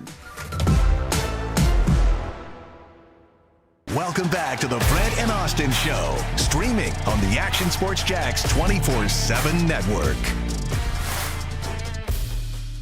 Hey, welcome back to the show. You know, I don't understand one thing about the NFL, why they got to wait so damn long to put it on either CBS or Fox or ABC and NBC. Like, why can't we determine this? We know the 8 teams. They waited till, like, after the game. Man, I'm so fascinated with that process. Again, that's a me fascination. Probably nobody else is. It's an inside the business one. But, yeah, just weird. And even Joe Buck was like, I guess we don't know where they are yet. We don't know where they are yet. It's like, all right. The Saturday games, I like the Saturday games now. It's pretty good. Well, Sunday games should be pretty good too. But, you know, the funny thing about Houston, like, obviously, Houston's Houston. We see them a couple times here. They are just not like a sexy team to watch, though. Like, their defense, you really got to like. It shows you where today's game is. Clip it. And our entertainment eyes go that we don't appreciate and want to watch the defense. Like, I understand. Well, I've never really thought about it too much But as you see the shift to offense and you see the rules shifting to offense, I thought it was always a bit overplayed that, they need offense. That's the entertainment. I was like, well, people are going to watch the games. If they're good games, they're good games. I thought 13-10 through 3 quarters was an interesting game, a good game on the Bills and the Jags, but then it obviously hit a new level with the scoring.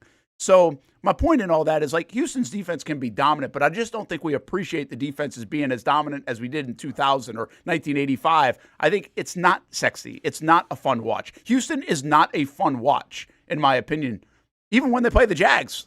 They're usually clunky kind of games that have not a lot of flow. True. And choppy, I guess, was what I'd say. Yeah. But therefore, I don't look forward to watching them play much. I got you. I mean, I'm a fan of dominant play regardless. Yeah. Right? Now, special kickers, whatever. Thank God we got one in Cam Little, but it's kicking. But no, if you have great defensive ends, they can get after the quarterback nonstop, I'll tune in and watch that all day. Just because I think it's a rarity. Yeah. Right? Especially you're so accustomed to seeing teams blitz and everything. How often do we just see 4 guys rush the quarterback, and literally every single time he drops back, they get home? That's what it is with Houston. So they are relentless. Yeah, I understand. Aesthetically, maybe it's not the sexiest team, right? It's like that girl in the bar. Okay, she's wearing a sweater, but guess what? Great personality. And that's what Houston is, man. They have a great defense. And really good looking. Yeah, go and talk to her a little bit, man. She might surprise you. And that's what Houston, I think, is. She's got to be more than great personality, man. She's still good looking just wearing a sweater. Okay, she's wearing a sweater. Okay, she's wearing a turtleneck sweater, and we just don't really know what we're working with here. But we'll talk to her and we'll see what's up. We'll go find her on Instagram and see what we're working with. Fair enough. Yeah. Give me a matchup then that's your favorite matchup right now. And we'll talk about them as we get closer. But because those are pretty good. Really good. There's some interest. You know what? They would have been good no matter what because I think it's give so me Bills open. Broncos. Yeah, the Bills Broncos. Because San Fran, Seattle, okay, divisional opponent, we get it. I mean, the Texans, Patriots. Once again, it's kind of going back to Rams Bears is my favorite. Really? Yeah, I can see why. Yeah, that could be 45-42. But that's old guard versus new guard. That's true. Yeah. Ben Johnson's starting to annoy me too. Yeah. Oh, he's making football great again, man. Oh, I want to see Sean McVay take him behind the woodshed. You guys. Why doesn't he doesn't bother you? Okay, well, yeah, he's a little over the top, but I love he's reinvigorating the oldest rivalry in professional sport. One of them, with the Packers Bears. I love it. Matt LaFleur goes to the handshake and Ben Johnson just... Dude, that picture is amazing. It's an amazing one, but, again, this might be old school Brent. I don't understand why he can't shake the guy's hand and then still say F the Packers. He shook it. He shook his hand. Hey, bring up the picture. He shook it. All right. I had it queued yesterday. I got to find it again. Okay. Brent, he shook it. I know he did. Okay, then. So then what are we talking about? Just because it wasn't. So you have no shake his hand like a man. Oh, because that was a man handshake. That was I don't like you and your team, and this is the biggest rivalry in football. Bleep you. I love it. Oh, I love this picture. Fire it up. Yeah. See, Brent's taking the George Strait approach. Doesn't like the entertainment. Doesn't like the sports entertainment. And I'm trying to catch myself on that. I have all week, really. And what I try to do is, all right, listen, if Ben Johnson was the coach in Jacksonville, would you, laugh it off? Appreciate it? Brent, Liam Coen tried to fight Robert Saleh. Well, he did, but after he shook Kyle Shanahan's hand. Okay. Look at that. That's a handshake. No, that is so awesome. It ain't what you want, but that's a handshake. You know me too. I'm a sucker for the handshake line at the end. Oh, of the game. yeah. I like the handshake stuff. I wish you would have given Matt LaFleur a suck it sign with some pyro. That would have been great. This is Bush League, but the picture is amazing. So, Hammy, you don't like this? You don't like the handshake and then the stuff? You think it should be more respectful? You can take 1 second to look the guy in the eye. Yeah, I love the F the Packers. I love that. I'm cool with that. This is coming from the team, at the team that Aaron Rodgers said, I'm your daddy, and I own you. This has been brewing for years and years and years. That's a little phony on Ben Johnson's part. He wasn't even part of that. But Ben Johnson, what did Ben Johnson do, though? He stayed true. He came in at the opening press conference and said, I'm going to like beating Green Bay. He did. Well, he beat them. He did. Sports entertainment, baby. Yeah. All good. All good. It's not just that, by the way. I think he borders on annoying to I love it. And I don't know where that spectrum is for everybody. And I wonder, and obviously this is very hard to answer if you're a Bears fan or not a Bears fan. So, get out of my mentions with that. But I wonder where the football audience is on. And by the way, there are times this year you would say the same about Coen with what he's saying, small market team, fist pump, whatever it is. But if I'm in Chicago, I love taking the shirt off. If I'm not, I'm like, what are we doing taking the shirt off? Now, that was a little bit for like a business in Chicago that offered free stuff for fans. So I'm kind of like, that's a little bit different. I don't know. I don't know. Like I think this, and he was, I don't know about close, but he was certainly a candidate for the Jags job. So I think if he's in Jacksonville, you're loving every minute of it. And you're like, that's our guy. I get that. I just wonder how the football world feels about what seems to be a very quirky but good Ben Johnson. Listen, either you love it or you hate it, but I guarantee the next time these teams play each other, you're probably going to tune in to watch. Right? And it's good for the NFL. It's great for the NFL. And like I don't know how his own players even feel about it. Yeah. Right? Because I think it takes a little tension off of them and their great performance of coming back. Yeah. Right? Because now you made it a little more about yourself. Well, especially since you had some really bad calls in the game, it felt like. Oh, hey, Brent, I went to bed at halftime because I thought the game was over. Yeah. I'm like, you're not kicking field goals. You're going for it on your own 30. Like, this game is done. Yeah. You're outmatched. Well, to my surprise, they came back in once. I watched it the next morning. But I don't, like, listen, if I was a player in that locker room, would I kind of go, hey, man, maybe, like, tone it down a little bit because you're kind of putting us, like, sure. But, like, as a fan of the game and knowing what this rivalry means, this just adds more fuel to the fire. And, like, I think there's some, like, for instance, the AFC North, like, usually when the AFC North teams play each other, there's something to it, whether it's a little more physical, it's a little more gritty. And I don't know if that was based on, like, I'm trying to think, like, where that even came from when Antonio Brown got cheap-shotted by Burfict. I mean, there's a couple of things Myles Garrett with the helmet. Yeah. It just means a little more, it seems like, sometimes. They're more physical games, usually. Things like this right here, it just adds to the lore. It adds to the story, and it just amplifies everything. I'm not mad about it. Yeah, here's there's a couple of things on that to me. I don't feel like rivalries in the NFL are really a thing.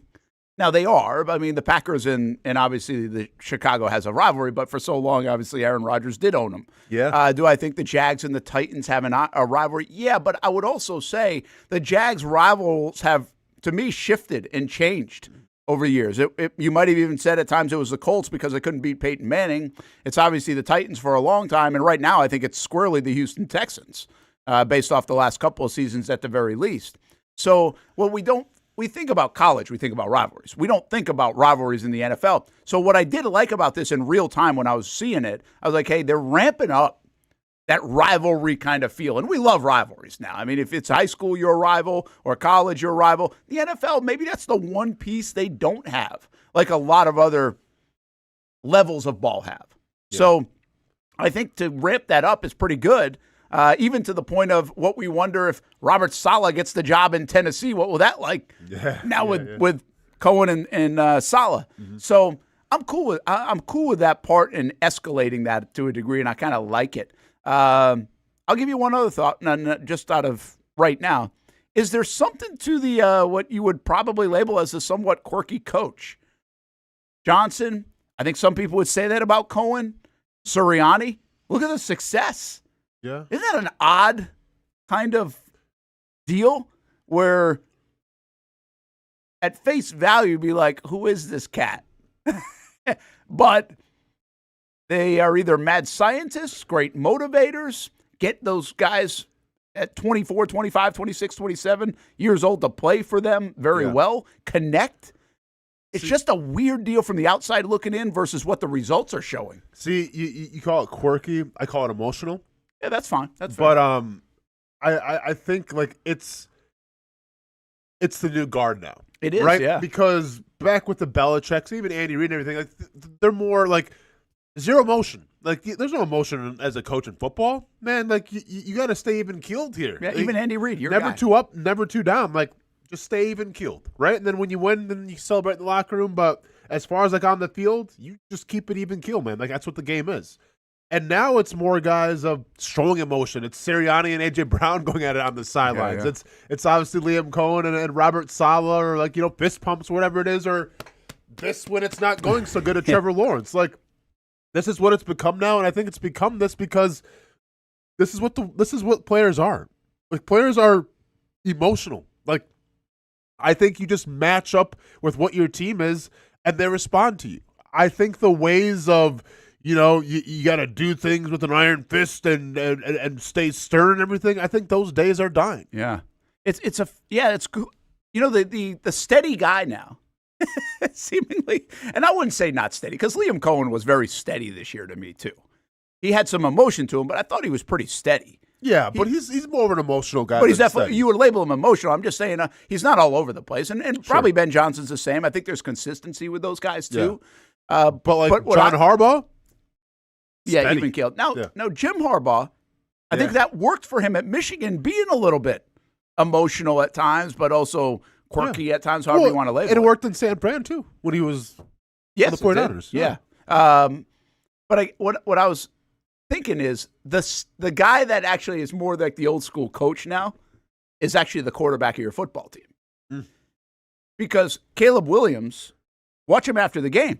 Yeah. He's just like, he was not. Yeah. Now I know you have the Baker Mayfield and everything. Cheese after the. Well, he was a little bit. You're right. He was a little bit. Fair enough. Yeah. But those guys during the week are the guy that's the straight lace. That's true. Not saying much, not high, not low, and even Trevor, we know that. And then he can do the Steezy Trev stuff after the AFC South. Yeah. So now you get the Baker Mayfields and others. I know you get that. But it feels like the least emotional guy in your building right now might be your quarterback. That's actually a really great call because look at the Eagles. Jalen Hurts to deal with A.J. Brown and Sirianni's just like, I'll try to give him the ball. Got it. Like, what? He's as even keeled as they come. It's a great point, actually, how maybe it shifted a little bit from the quarterback used to being like that guy who was maybe a little more emotional and showing stuff.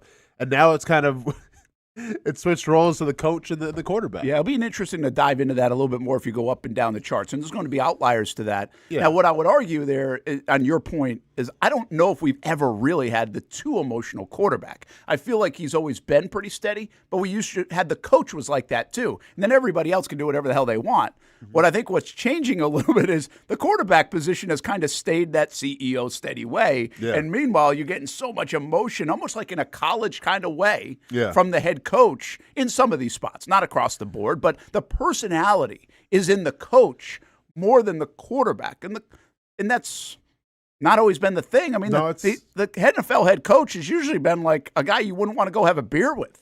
No, of course. And listen, that's like, obviously, Trevor, reached a new echelon this year, I think, in terms of fandom because of the whole grill and everything. But, like, even in that instance, like, if you watched him when he had the grills and everything, it wasn't like he was all about it. It wasn't in his element. It was like my mom trying to say, hey, let's take a family picture for Christmas. No, it's like me trying to do it. I'm like, okay. Or it's like Brent trying to do it. I'm like, okay, well, I got it. But, that's... He played it off fine. He did. But it's not the most comfortable spot for him to be in, and you can tell. Correct. Yeah. But then he's getting squatted. Well, true. So I don't know what's going on anymore. Yeah. We will take a time out so we can stay on track here. Brent and Austen Show, Action Sports Jacks 24/7 Network. I want to get some of the chat, too. I think we got a lot of comments in here on all these different topics that are going on. And we will take a look at the offseason. A quick thought or two before we deep dive into it for, the next 3 months. On Brian Thomas Jr. and Travis Hunter in particular. On Devin Lloyd and Travis Etienne. I know you've been a big Etienne fan of, sign him back. I want to see where you're at with that. Where am I at? I want 5% from all my work I've been doing. Very good. Yeah. So we will hit those big topics, big names, big decisions on the eve of when Liam Coen and James Gladstone will hit the podium tomorrow. They will talk in the morning. And then also, by the way, Liam Coen will join us on Jaguars All Access on Thursday night, 7 o'clock at String Sports Brewery. Just a friendly reminder there, if you go to the show, you're used to it at Springfield. This show will be in Jack's Beach. on Thursday night, 7 o'clock. You can watch it right here on the network, actionsportsjacks.com. You can watch it on Fox 30 as well. Most of us know how to throw.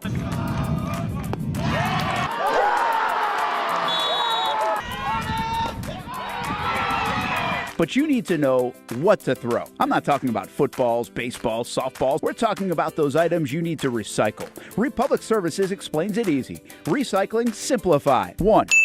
Know what to throw. When in doubt, throw it out. 2. Empty, clean, and dry those materials. It takes an extra minute, but it makes a big difference. And 3. Don't bag it. This makes the recycling process faster and more efficient. This is a look at the Republic Services North Florida Recycling Center. You can make this process even more efficient. By utilizing those 3 steps, Republic Services can help you become a better recycler in your home. Learn more at recyclingsimplified.com. What a throw! Touchdown, Jaguars! We're coming for you. They're going to get him on the ground, and that's going to end the ball game. We show no mercy. Lawrence looking deep in the end zone. Touchdown! Duval! ETN is going to take it all the way! Right here on CBS 47. CBS 47. Right here. Your official station of the Jacksonville Jaguars. And the Jaguars strike first. Go Jags.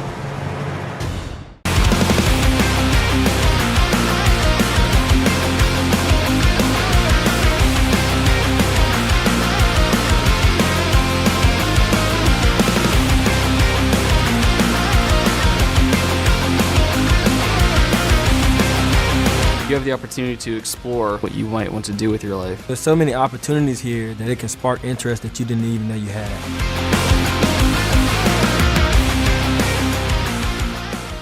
If you don't see a pit, it ain't legit. When you hear that, you think Bono's Pit Barbecue, a staple in Northeast Florida now for 75 years. A place that feels like home with friendly service, a meeting place for friends, family, or business occasions. On the menu, the corn nuggets are a favorite in our house, but there's something for everyone. Sandwiches, platters, salads, sides, desserts, and family feasts. You see Bono's all over the place in Northeast Florida. You know, there are almost 20 locations in the Jacksonville area now, so stop on by, sit down, and dine in with Bono's. You can also take it to go. There are drive-thrus in many of the locations, and they have delivery options too. Just download the Bono's app to make things easy.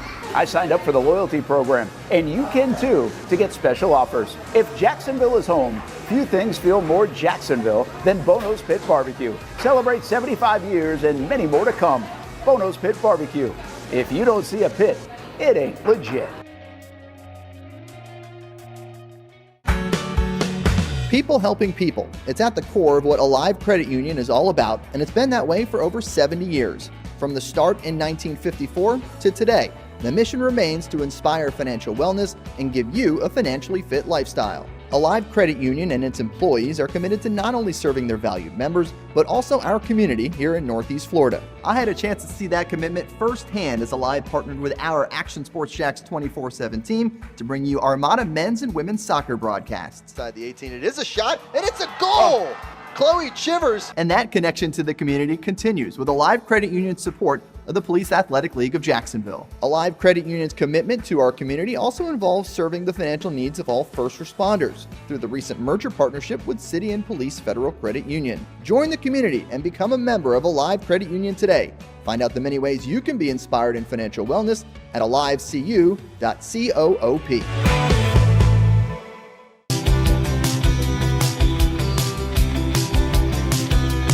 Welcome inside the Armor Guard exterior and gutter helmet showroom. There's a lot going on, like glass exteriors, replacement windows, and down there we have the retractable screens and awnings, plus hurricane protection. Let's talk more about those gutters, and to do that, we bring in Kevin. He's the owner, he's the expert. Why Gutter Helmet? Well, Gutter Helmet is truly the only maintenance-free product. It lets the trash and debris go on the ground, the water wraps around and goes inside. Unlike filters, they sit on top of the gutters, and the trash and debris build up on top of filters, which requires maintenance. With Gutter Helmet, we're going to keep you off the ladder, the most dangerous thing in your garage. With Gutter Helmet, you'll never clean your gutters again. So get off the ladder and put on the helmet. Gutter Helmet. Get a free estimate at gutterhelmetofnorthflorida.com. You can also call 904-762-7779 or visit the showroom on St. John's Bluff Road in Jacksonville. Welcome back to the Brent and Austen Show, streaming on the Action Sports Jax 24/7 network.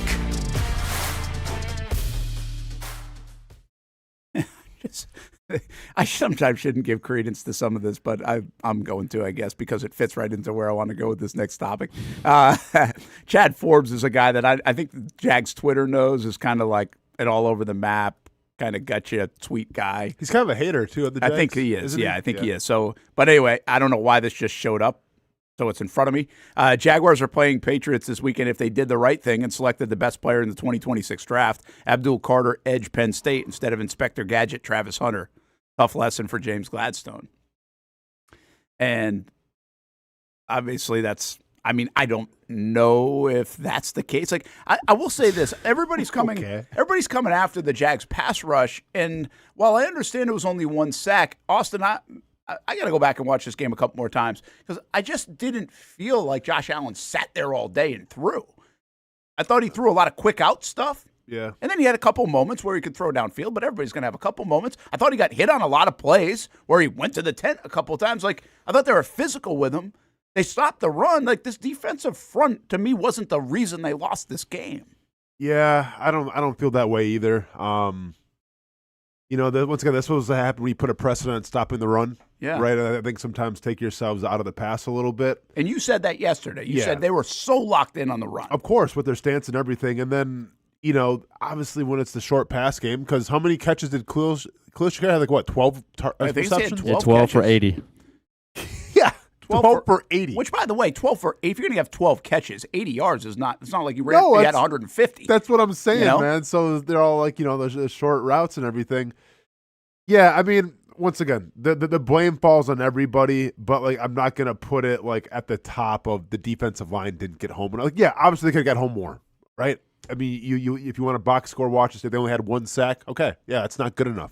They did have some hits. They affected Josh Allen in terms of, I think, he was a little banged up and everything, but it wasn't enough. But once again, I think if the secondary in terms of communication is a little better, then maybe we're not talking about it so much. Yeah. Again, up until 2 minutes to go in the game, they'd given up 20 points. Yeah. The defense is to blame for the final result in some respects. Yeah. But it wasn't like it was bad. So, yeah, I just disagree. I don't agree with that. I don't agree if you have Abdul Carter that they would be playing the Patriots. Maybe they would. Yeah. But I don't necessarily agree with it because I don't sit here and say, hey, you need to go get an edge guy this year. I think you need to find a three technique that is really good. You need a top 10 three technique, whether you draft them or go get them. What I think is if they were able to pull off the trade for Quinnen Williams because they were interested, now you're talking about a team that maybe is really good. Yeah. That was the missing piece. That was the Marcel Darius move. They tried. They tried a little bit. It sounded like they tried, at least reportedly tried. They're not going to speak on that too much, most likely. But if they had got that, and this isn't an Eric Armstead conversation. The bottom line is Eric Armstead is not a dominant player at that position anymore. Very good. He can be a good player still. He's part of their run defense that did a very nice job. Yep. But he's also not wrecking games from that position. That's going to be an Instagram. No, seriously. I know. No, of course, yes. I mean, he's not wrecking games. To say the least. When you get some of the top players right now at that position, hey, listen, this is part of the reason the Kansas City Chiefs weren't as good this year. Chris Jones didn't wreck as many games as he has the last few years. Correct. He was an absolute game wrecker so many times for the Kansas City Chiefs that was a huge cog in what they did, as much as Patrick Mahomes and Travis Kelce. So if the Jags can find that, and I think this is where the frustration comes in for Josh Hines-Allen and Trayvon Walker, and they don't want to say it. They get a lot of discourse because the sacks aren't at 15 or 16 or 17. But we know there's got to be more of a push on that inside to help those guys out.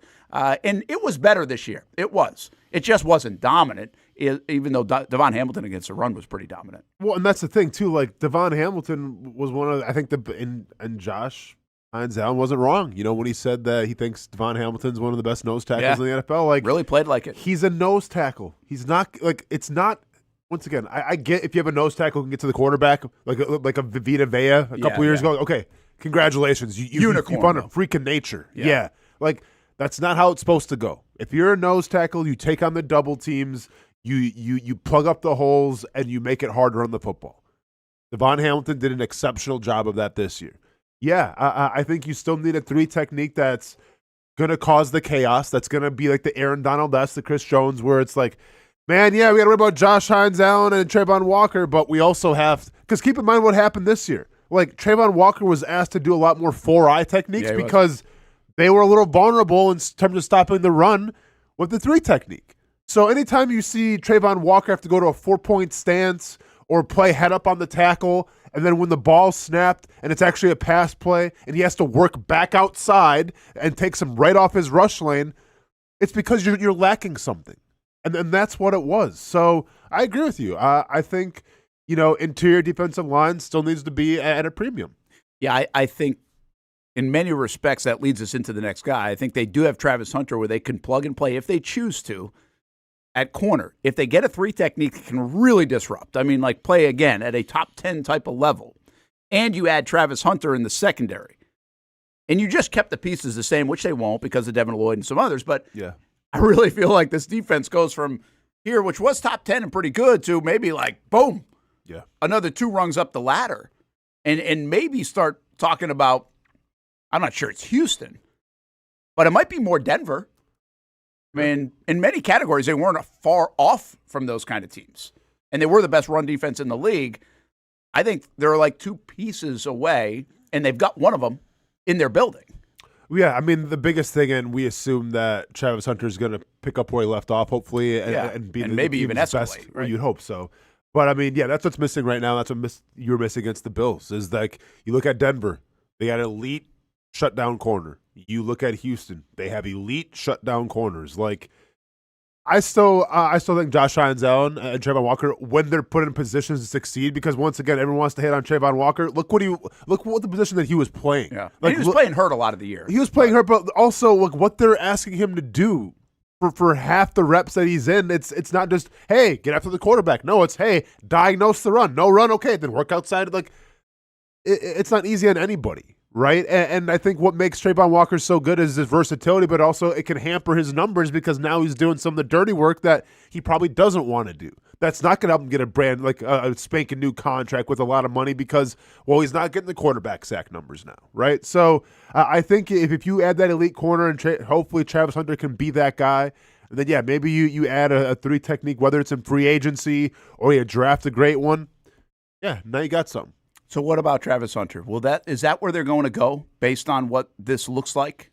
Are they going to say, hey, go play corner? What's your initial thought? It's going to be a 6-month conversation. Yep. What's your initial thought on Travis Hunter, what they're going to do with him? Playing corner and sprinkle when you need to at wide receiver. But nope, you need him right now as a corner because, and this is more, I think, of an attribute to Parker Washington of what he showed, where it's like, what's the plan going to be then?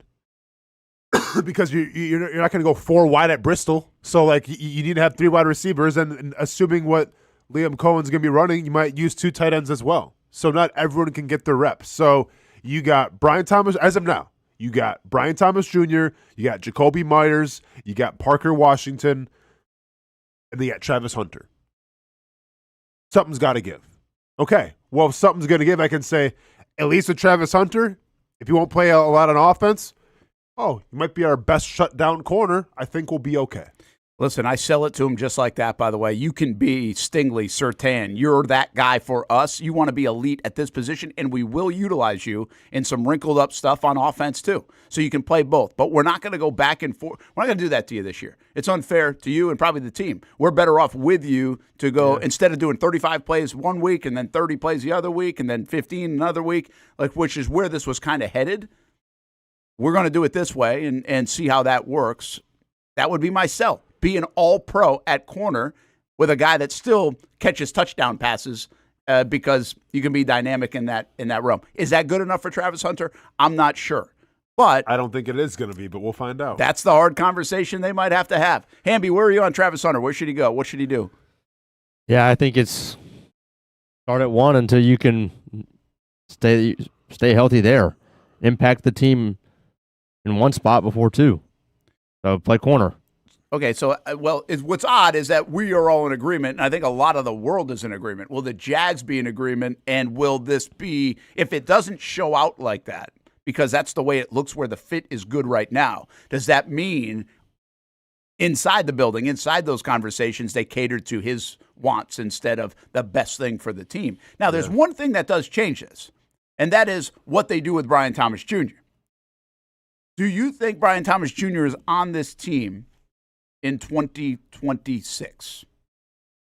If James Gladstone gets, where do I draw the line here? If James Gladstone can get at least a second in something for Brian Thomas Jr., then I think he might be traded.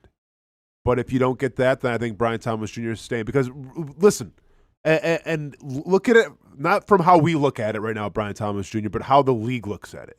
We see Brian Thomas Jr. as a guy who regressed a lot this year. Yeah. Right? Who at times was kind of a liability on this offense. The Denver Broncos, who we respect as a defense, Sauce Gardner, who I still respect as a corner. I'm not sure how you guys feel about it. There is a reason why the best cover corner in Denver was on Brian Thomas Jr. Absolutely. There was a reason why That's Sauce what Tim called Gardner. him.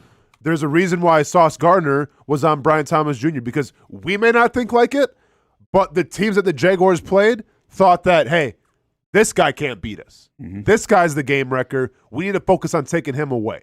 Now, whether you want to call that a decoy, whether you want to call it something else, I don't care. Like, if you're going to put your best cover corner on Brian Thomas Jr., then I have no problem keeping Brian Thomas Jr. because you know how the league feels about him. So I think Brian Thomas Jr. is going to be here unless, like I said, they get a king's ransom for him.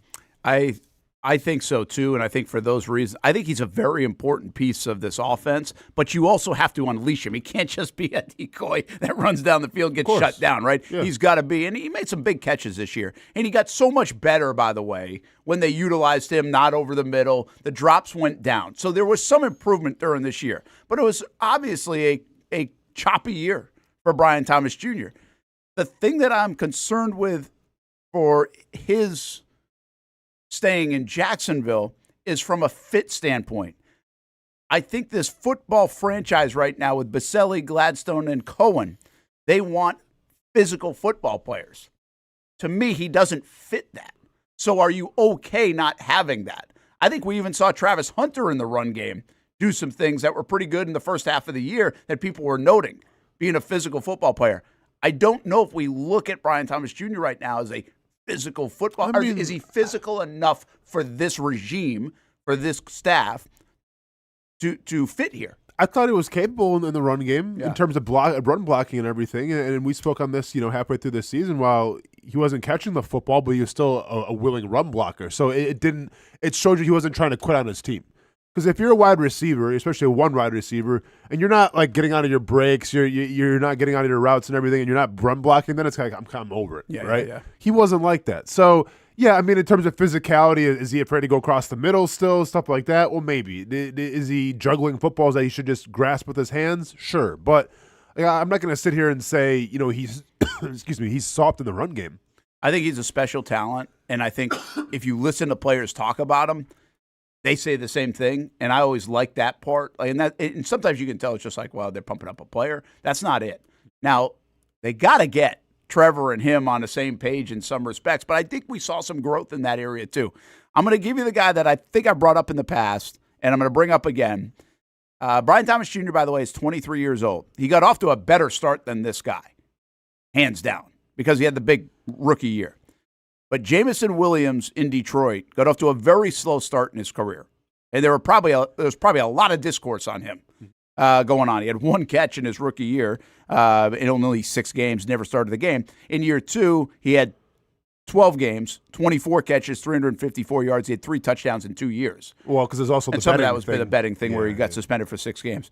But I don't even the other one must have been injury too. He must have had some injury involvement there. But in year 3, in his 23 age year, 58 catches, 1,000 yards, 7 touchdowns. And then this past year, 65 catches, 1,100 yards, 7 touchdowns.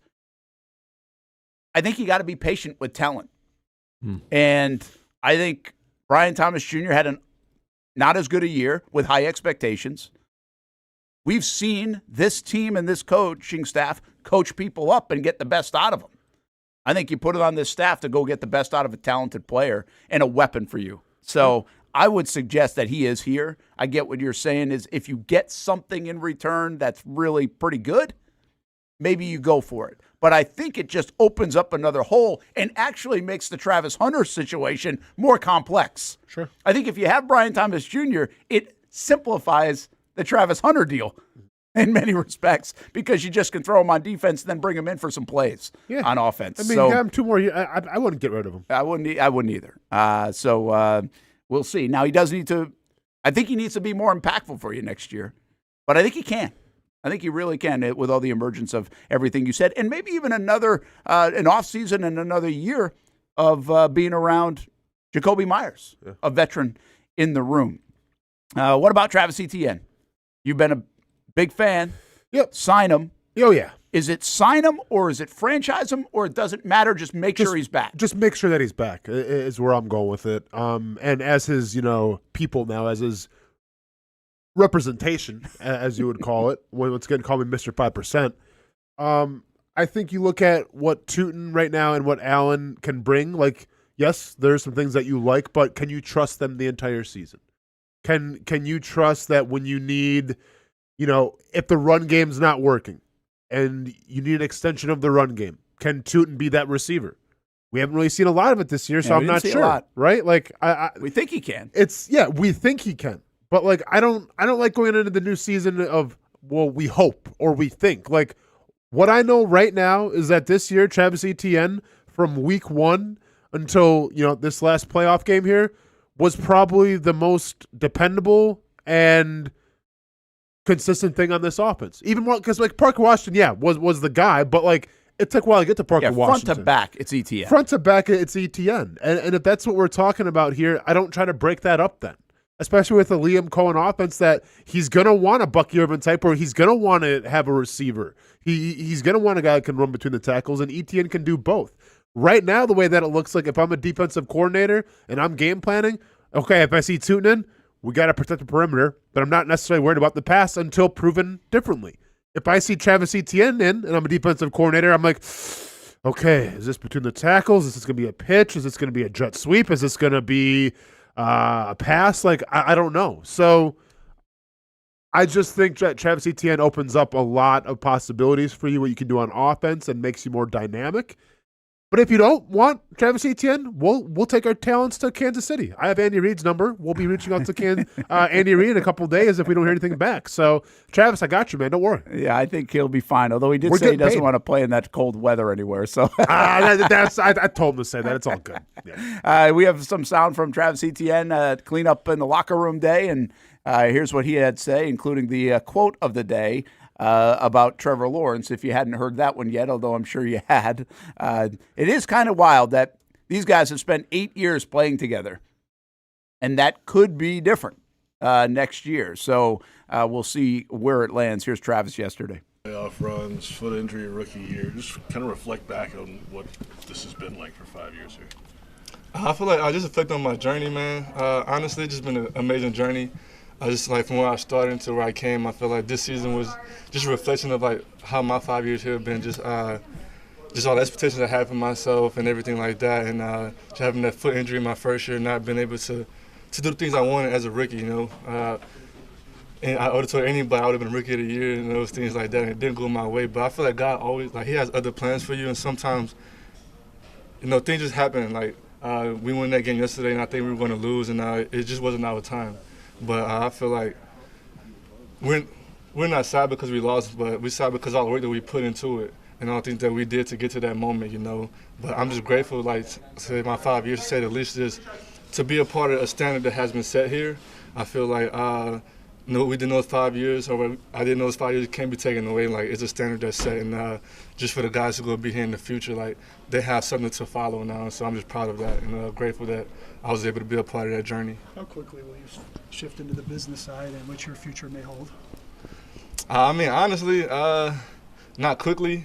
I think that's why we hire our agents, why we hire those people, because I feel like as a human, it's hard to take your emotion and the emotional side out of it. Just like I invested 5 years into this, like When I got drafted, I think any player thinks you're going to retire with the team they get drafted to. You never think about the business side of the game. I think that's why we have those people who to think about those things for us, because as humans, bro, we can act off emotions, and that wouldn't really be great for my finances or my family and the things that I need in my life. So I feel like for me, it's going to take me a while to get past it, but I'm pretty sure my agent hit me with some encouraging words or something to just help me move forward. And to talk to my family, just be around them and, just see what things taste. I've never been a part of this process, but just got to go through it. What would be the goal for you? Like, would you want to stay here? For sure. I feel like, most definitely, I feel like when I got drafted here, I wanted to be one of the best running backs to ever, put on the jersey. I wanted to be remembered like the guys, Fred Taylor, Maurice Jones-Drew, you had Leonard Fournette, just guys who've been here. Like, you want to set that standard. You want to live a legacy. I feel like I was able to do that at Clemson. That's why I went there to create a legacy, to leave a legacy. And I feel like you got people to come and follow that now. And obviously you won't do that in the NFL, but it's just different. It's not college. It's different of how everything works, and that's the business side of it and aspects and things that go into it that I might not ever understand, but it's not for me to understand. So I kind of just stopped trying to figure those things out and just focus on what I can do on the field, and let everything else take care of itself. Your parents moved here. Obviously, Trevor was at Florida at the time, but what has Jacksonville in particular meant to you? And maybe that's why this makes the process just even more heart-wrenching as you get ready to go through it. I feel like Jacksonville, it helped me a lot, just a small town kid from Jennings, Louisiana, and just coming here, I feel like the city has always embraced me. They always made me feel welcome, made me feel like it was home, and I never had access to a beach, so when I got access to a beach, it was just amazing for me. It was just icing on the cake, and just to see the growth that I've seen through these 5 years here in Jacksonville has been amazing. And just I feel like the people are very welcoming, and I just love the aspect of it. And man, the weather in Florida, like, the Lord knows the cold was never for me, so I feel like He sent me here for a reason. So just thinking about not having those Sunday practices in December is kind of just mind-blowing, but we'll see what happens. So you're not signing with Green Bay then? Nah, you ain't got to worry about me going to the cold. I'm probably not supposed to say that. But how running back friendly was Liam's offense in terms of what it allowed you to do? I feel like Liam's offense is very running back friendly, but it also takes the skill set, also to be in those situations. But I feel like Liam, he's a very modern coach, so he knows how to create and attack mismatches, and I feel like that's what his offense really showcased this year, just to put us in position to make plays. And I was thankful that I was one of those people that could be out there and help set that standard and go and make those plays. You were here in 22, and it started off okay in 23, and then things kind of fell apart. Why is this regime and this thing that you've built this year, why is that different? It's different because of the mindset, just because of the goals that we had. Like he never talked about winning a Super Bowl. It was always about being your best self each and every week. And it kind of just goes back to when I was at Clemson. Just being around like winning organizations and winning programs is never about the finished product. Is always about growing, and I feel like Coen understands that. So if you come in here and get anybody to buy into a growth mindset to get better each and every day, you're going to have success. Success is just a byproduct of us just coming in here and putting that hard work in, and then preparing us for each and every Sunday. So when we step on that field, we out there playing free, and that's all you could ask for as a player, just to have coaches and people to put you in your best position to go out there and be able to showcase your talents. You've been around Trevor for 8 years now, and he's played some of his best ball this season. What's the next level for him? Do you see him, how much more can he get up there? Trev, I feel like we none don't understand Trevor's ceiling, but I would say biggest thing for him is just let his nuts hang, I guess. Just be cocky, man. Just stop caring what people think. In reality, just don't give a damn, man. You're the man. Like, just go out there and be yourself, make plays, and just play fearlessly and with reckless abandonment. Do you let this one linger? I know you guys try to live by the 24-hour rule during the season, but it's the last game of the season. Do you let this one linger, or you just try to live by that 24-hour rule this time around? I mean, you try to live by that 24-hour rule, but when it's the last one like this, it does nothing but just lights a fire up under you for next season. And so if we all can just hone in onto that energy, that emotion that we felt, and take that in the offseason to get better. I feel like everyone is going to be better for it next year. And that's all you could ask for as a player. So I feel like you want to get over it, but it's not going to happen, especially when we see those guys out there playing next weekend and we know that we could have been in this position and we're not. It's going to hit a little harder. So we just got to bottle it up and just focus on how can we not be in this position next year. And I think we have the right people in the building for that. We just NUTS or nuts? NUTS or NUTZ? Yeah, NUTS, yeah. That's the last presser you had on top. That was a moment right there for Travis Hunter. I'll tell you, man, it's been cool to watch him, and he's just really good and sums it up very well. And I think they want him. I think you want him in the building. That's part of it. If you want those kind of guys in the building, you want the intangibly rich guys in the building. He's a hard one to stay away from. Now, there's a business side of it I totally get. It's also kind of interesting to hear him talk about Trevor, like in the sense that he said, don't care what people think. Yeah. And there is this sense a little bit that Trevor gets the weight of everything, and I don't think he is infatuated with the way people think, but there is a sentiment now that don't worry about it, man. Just let it go. And maybe that's some of the tweets that he had over the years. Yeah, true. Just don't pay attention to it. Who cares, man? You got it. You're better than everybody. Of course. It's basically what ETN's saying. Like, you're better than all of them. Now just go do it. Yeah, I'm really curious to see how this is all going to shake out because you get the sense that maybe the Jaguars offer him, but he could probably make more money someplace else. Yeah. And if you're a running back, I mean, you got to make it. Got to capitalize. This might be your last go around for that big contract, so you can't blame ETN for not taking a discount here. If he gets more money someplace else. So this is why I wonder if you use the franchise tag on him. Yeah, and I don't even know what the number is. I don't know how. I think it's $14 million, which is very reasonable. Not bad then. In my opinion, that's a reasonable money spent. Yeah, for a guy, and you got two young guys in the room at 4th and 7th round pick. You're not spending a lot of money. Correct. So from an allocation standpoint, it makes a lot of sense to bring ETN back at least on that kind of deal. And then, hey, he's playing for more big money next year too, which he did this year very well. Mm-hmm. So I think I know players don't love it, but I think that franchise tag certainly could be in play for ETN. Last one real quick before we hit a break. Devin Lloyd, I don't think he's back. I think he's too expensive on the market. I don't think the Jags are paying. I might be wrong. I just don't think he's back. I think a lot of people would like to see him back, but I don't. That might be a tough decision that doesn't happen in the Jags fans' favor. Yeah, the name of the game is that you can't keep everybody, and I think Devin Lloyd's going to command a lot of money just from the season that he's had, and there's going to be a team willing out there to pay him a lot of money to be their linebacker and everything. I don't know if Jacksonville's going to pay him that much, so if I was going to make a bet between ETN and Lloyd, who's coming back, I'm going ETN over Lloyd all day. Yeah, me too. My real thought on this, and we'll see if it changes, and I'm sure they'll be asked about it a little bit tomorrow with the brass, but I just think Lloyd, to your point, is going to make too much money. I don't think ETN gets a long-term deal. I don't think that's the right business move for the Jags either with that position. And a lot of the good but he could get the franchise tag. I think a lot of good organizations over the years. I really remember there was a time frame, I have to go look it up, with the Baltimore Ravens where they sent all 3 of their linebackers packing, even though I think they had 2 Pro Bowlers in the mix. Yeah. They all signed. Remember, it was, who was it? CJ signed with the Jets. Mosley? CJ Mosley. Right? But they let him go, right? But did is that when they brought in Darryl Smith? They might have. Okay. My point is they replaced, they had guys that they could have paid. Yeah. That were very good. Young players, too. Yep.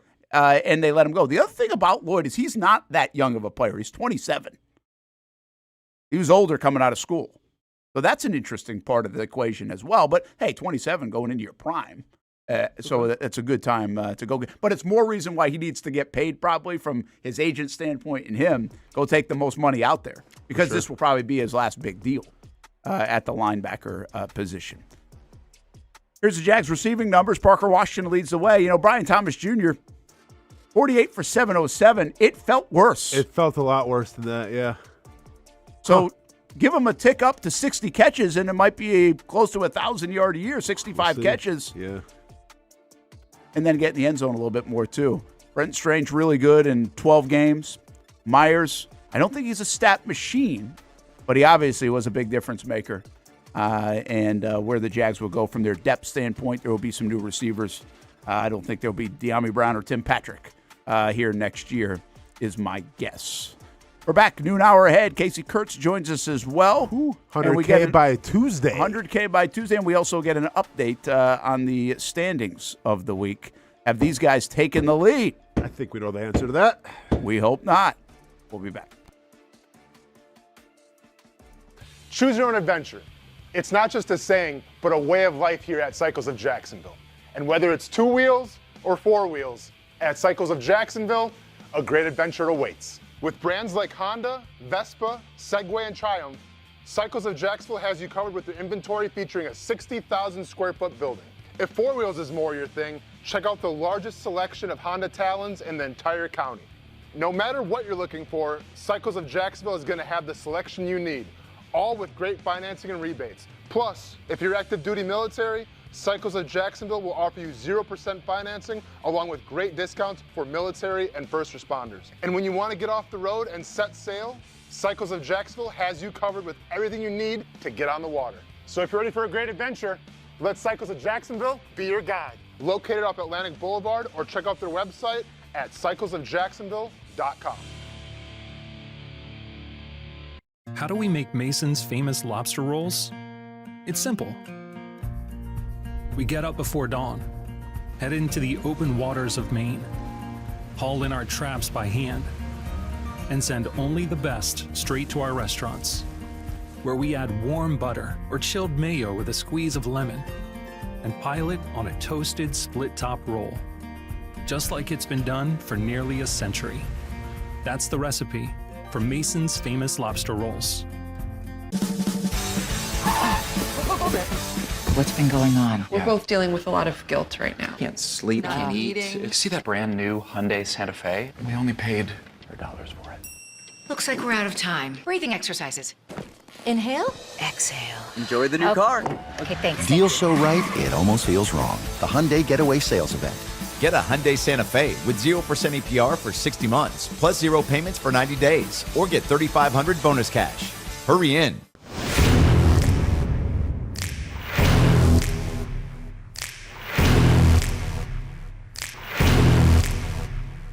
Grab some friends and go to a restaurant, or head out for a drink and some conversation. Watch your favorite team play on the big screen. Or how about play some games? You can do all of that in one night at Best Bet. Each location has a different vibe, its own personality, like here at the original Best Bet in Orange Park. When you walk through these doors, everybody knows your name. And here in St. Augustine, it's the newest location. Play some poker. How about the table games? And don't forget about Ace's Sports Bar and Grill.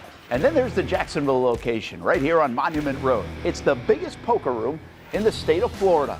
Maybe you'll find yourself a seat right here at the final table. Best Bet, where you can have the best of times. And that makes you always go home a winner. Try any of the 3 locations, and you can always visit bestbetjacks.com. Year 2 is in the books for the Jacksonville Armada women's under-23 squad, taking another step forward in the Women's Premier Soccer League. Under the guidance of head coach David Goff, the girls in blue went undefeated at home for a second straight season, including a dramatic draw in the opener. And they've left it to the death. Unbelievable stuff. And a late winner to end the season at home. Headed on. Here's a chance. Gianna Ramirez brings it down, still alive, takes a shot, and into the back of the net. After fielding a younger roster in 2025 with talent from all across Northeast Florida, the future is bright for the Armada women's team. We highlight the ladies and all things Jacksonville Armada each week on Fleet and Footy on the Action Sports Jacks 24/7 network. I'll put one in the back of the net for you. Join us for player profiles, fun interviews, and the very latest on the Fleet and all things footy. That's every Thursday at 2 p.m.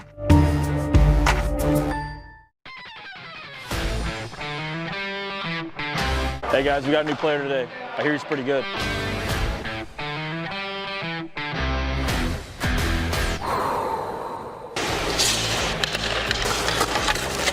Heard this guy played in the NFL. I think he's an MMA fighter. I've actually been on his show, the Brent and Austen show. Football and fighting, that's the easy part. Let's see if I still have it on the ice.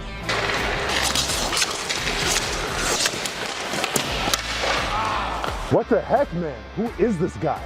He's saving everything. Leave the hockey to the pros, man.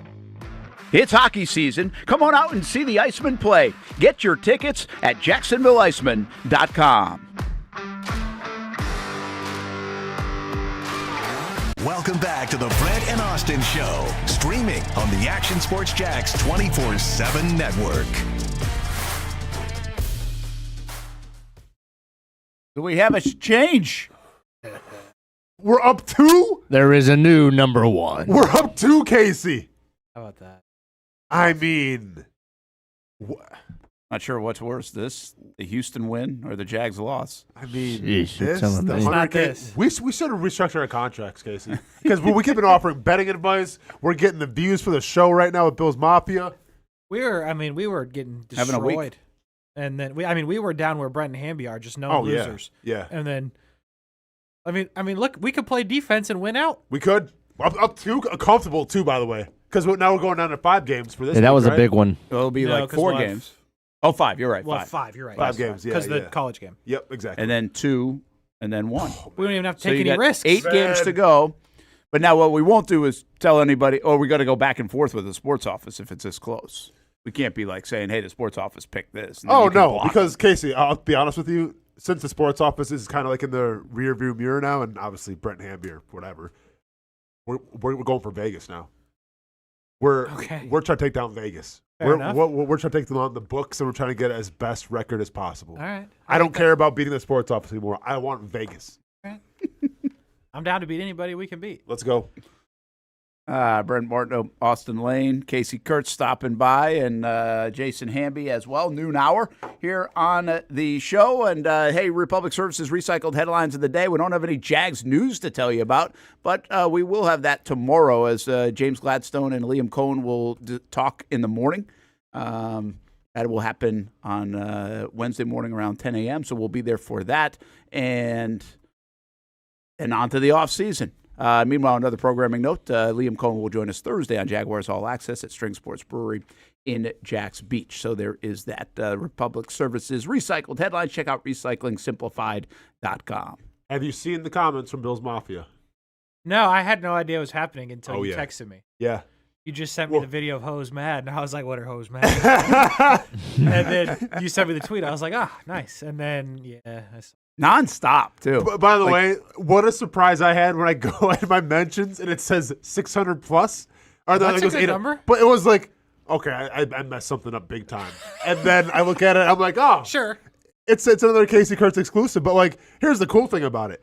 You had the low-hanging fruit of Lynn Jones. You could have threw the 10-yard out route and got us at least, 100,000 with that. Yeah. You chose to go for the Hail Mary with Bill's Mafia, and it's paying dividends. Yeah. I did what I could. Yeah. It's getting there. Those guys ratioed like crazy. I don't feel like I've been part of a tweet ratioed like this. Yeah. Yeah. I probably have. Folks are upset.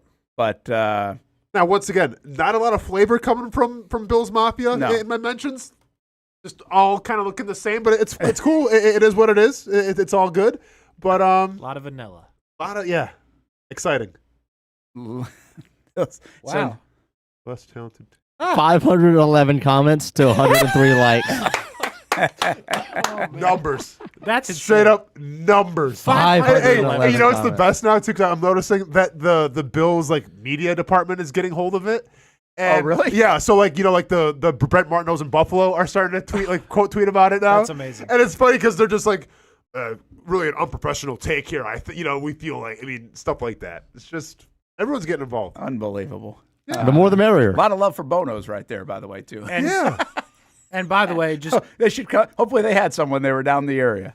Just so everyone's on the same page, they'd definitely be doing the same thing if he hits that ball to Parker Washington and he scores on that play. on the interception. Oh, yeah. Like if in a different world there's a block made, Parker gets it and they score, they'd be saying the same thing that their team lost. I saw something, and I almost was going to put it on top of that tweet, and I was like, I'm not doing this. Do it. No, I forget the whole deal, but they said some kind of metric where statistically speaking, what percentage of the team had a chance to win the game that won the game. Like Chicago, statistically speaking, had an 80% chance to win the game based on the way the metrics worked out. Okay. The Rams, so-and-so. Someone was really high. This is before the Houston game. So it might have been like the Patriots. Patriots might have had a 98% chance to win the game because of this. Because it won the Chargers.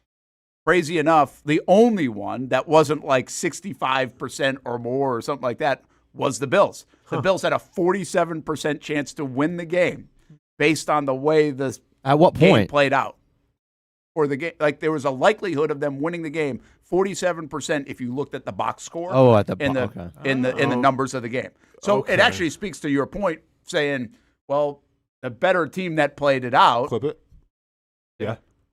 Go ahead. Was the Jaguars. Yes. All right. At 53% chance. Yep. In a very close game. What time is it? We are at. We'll have to get that it is 12:18 right now. Timestamp that, baby. Timestamp that. Re-up on it, Brent. I got it. Hey, it's good. And I think that speaks to the James Cook only having X amount of yards and the Jags running for what they ran for. Sure. Yep. Which I'm a little surprised that the turnovers wouldn't sway that in a certain direction with the 2-1. Turnovers are lucky. But anyway, so the Bills were the luckier team. Is that what you're saying, Brent? Yeah, they Bills were are lucky. They were lucky and not the better team. What is that? 200,000 right there. We're going back. Doubling up, What is that? 200,000 right there. And have no chance to beat the Broncos. That's what I'm saying. Because guess what? All we had to do, we should just put a GoFundMe. Hey, we're a small market, stream starting up and everything. You guys want to donate? Because Bills Mafia donates and everything. They rally. This is better than that even. I like it, man. We're getting paid, man. We're getting paid in here. 511 if you're person 306, maybe just don't. Brent, what are you going to say that hasn't been said? Brent, that's a good point. Are the advertisers watching this? Because now we're getting comments. Now we're getting people. Now we're getting engagement is real. Engagement is real here on the Brent and Austin Show. Bills fans, next time you're down, Bono's Pit Barbecue. Bono's Pit Barbecue. No, if you don't see a pit, it ain't legit. Got it, baby. Now, hopefully, this can be evergreen as well, where they kind of keep coming back to this. Because the Trevor Lawrence thing, they keep coming back to, right? Well, the Trevor Lawrence video. So the only way they're going to keep coming back is if they keep winning. Okay. Yeah, true. We need they will. We need them to win the Super Bowl. That's true. That's a good point. Because the Trevor one, they come back to, but very sparingly now. It's a sprinkle here. A sprinkle when he there. plays well. When he plays well. When he plays well. But not like in this one, I got a feeling, to your point, if they beat the Broncos, this one's coming back. It might not go away. Good. Let's go. They are the first game on Saturday, so stay in rotation. We were talking earlier, is that the best game of the weekend? What game that you're looking forward to the most? Bills, Broncos? Whoever the Bears play. The Bears Bills, will be down. Rams. The Bears will be down 3 scores in the fourth and win. Yeah. So it's amazing. How'd you feel about the handshake, Casey? We were breaking that down earlier. The handshake. Was it that big of a deal, though? I thought it was great just because it sparks the rivalry. Sure. Now. I think it's it's entertainment. Yeah. Yeah. Do you like Ben Johnson? Fine. Are you like a Sirianni guy? Yeah. All right. I mean, they're kind of in the same. Yeah, I'm down. That's what we were talking about earlier, just how emotional coaches. Yeah. It's kind of like a new wave. That's awesome. The only thing better is if he pulled the hand. Who's the dude from American Pie? Stifler? Yeah. Wow. That's what that was right there. That was Stifler shaking hands with LaFleur. That's what I see. Oh, man. I mean, to be honest, how would you react if your team played that way for 3.5 quarters and then you won? Yeah, I'd be doing the same thing if I was Ben Johnson. Yeah, especially if I went for it 6 times on 4th down, including on my own 32, and it failed. Okay, so you're going to hate on Ben Johnson, gotcha. Well, I mean, he kind of saved face a little bit. He went from, they're going to absolutely lambaste me. Why not? To, I'm a hero. Yeah. In real time. I knew you'd be mad about that, but why not? You're in the playoffs. You're the Bears. Let's go. The own 32 on a 4th and 5. I do it in Madden. It's on fine. A 4th and 5. 4th and 5. You got a 5-yard play. You're Ben Johnson. Why You not? got a couple of them. I do. I wouldn't have done that. But, yeah. There's no way in hell. Yeah, I mean, I if I was getting paid millions of dollars, I wouldn't have done it either. But like, I like him doing it. I respect it. I will say this: You get 4 plays, why not use them? You know what's wild is Tomlin kicks early. Can't take them with you, right? Tomlin kicks. Yeah. They make a 3-0 lead, I think it was, right? Yes. And then they're down 7-3. That was it. They're coming back down though. They're going to have a 4th and 2 around the 12, 14-yard line. He goes for it. Adam Thielen. So when he first took the points, I saw Twitter, Jags Twitter was like, "See, take the points." Well, but when you have Arthur Smith as an offensive coordinator, points aren't really, like they're not getting put on the scoreboard. I will tell you, I was surprised on that 4th and 2 they went for it.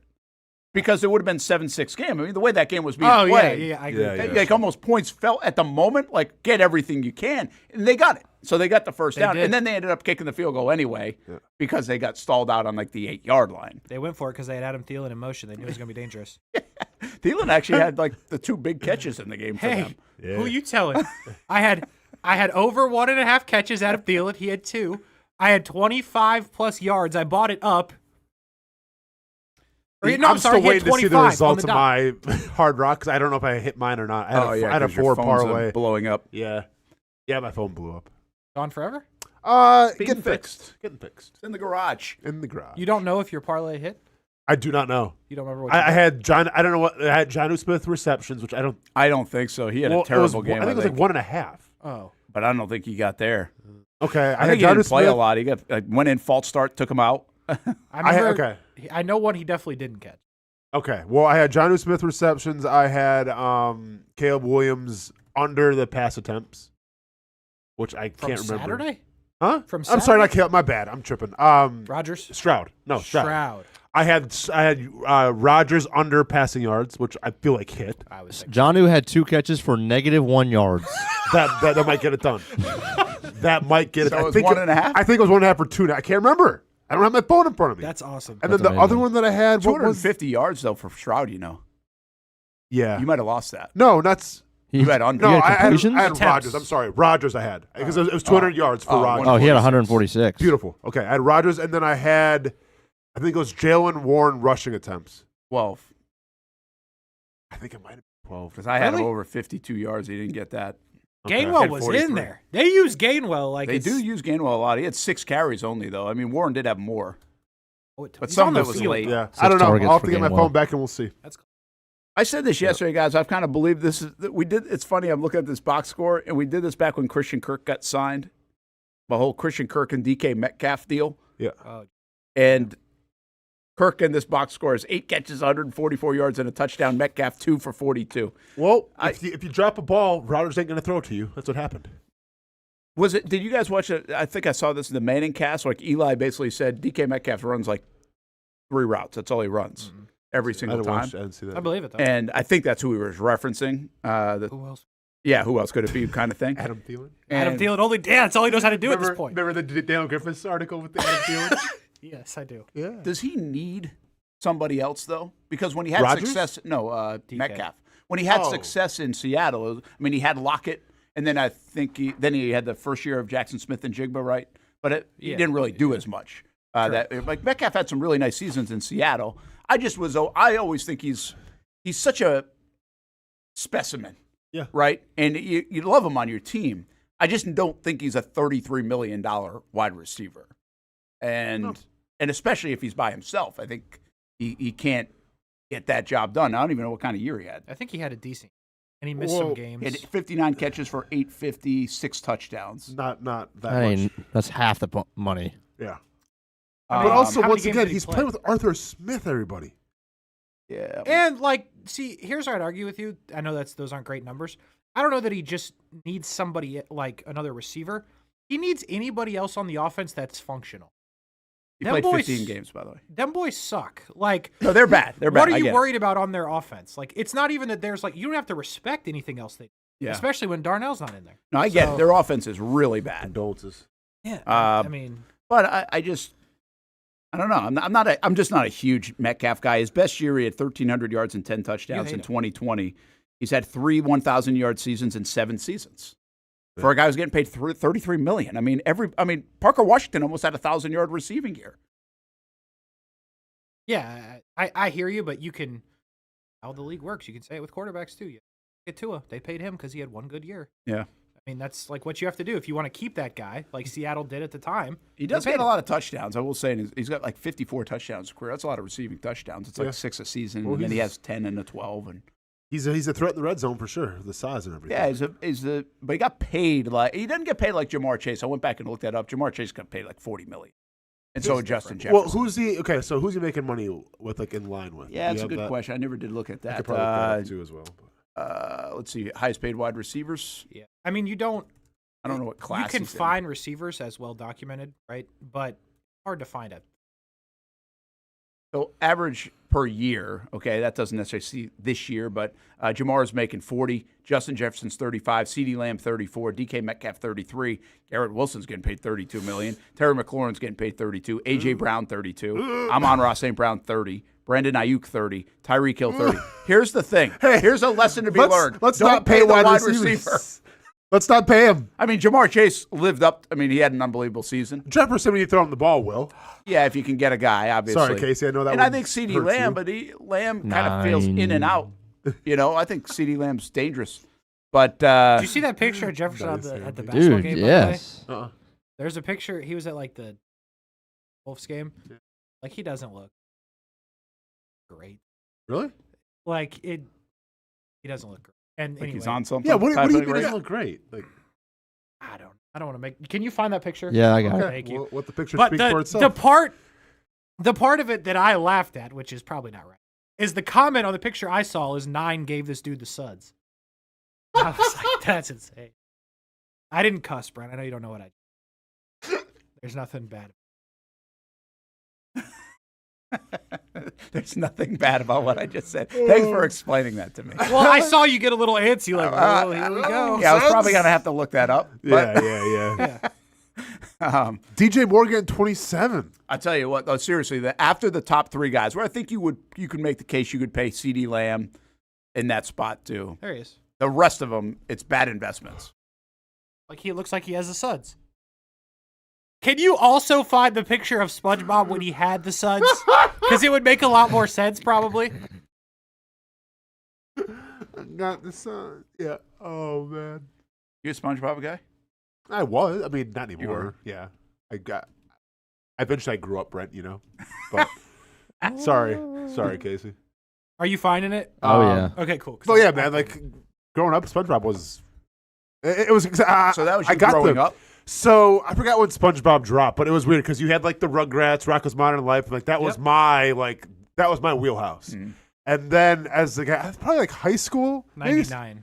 Okay, so middle school is when it started for me. I was on the tail, like I just started SpongeBob. I was on the tail end of like that whole era, but I still got to experience it. Crazy. That started when I graduated college.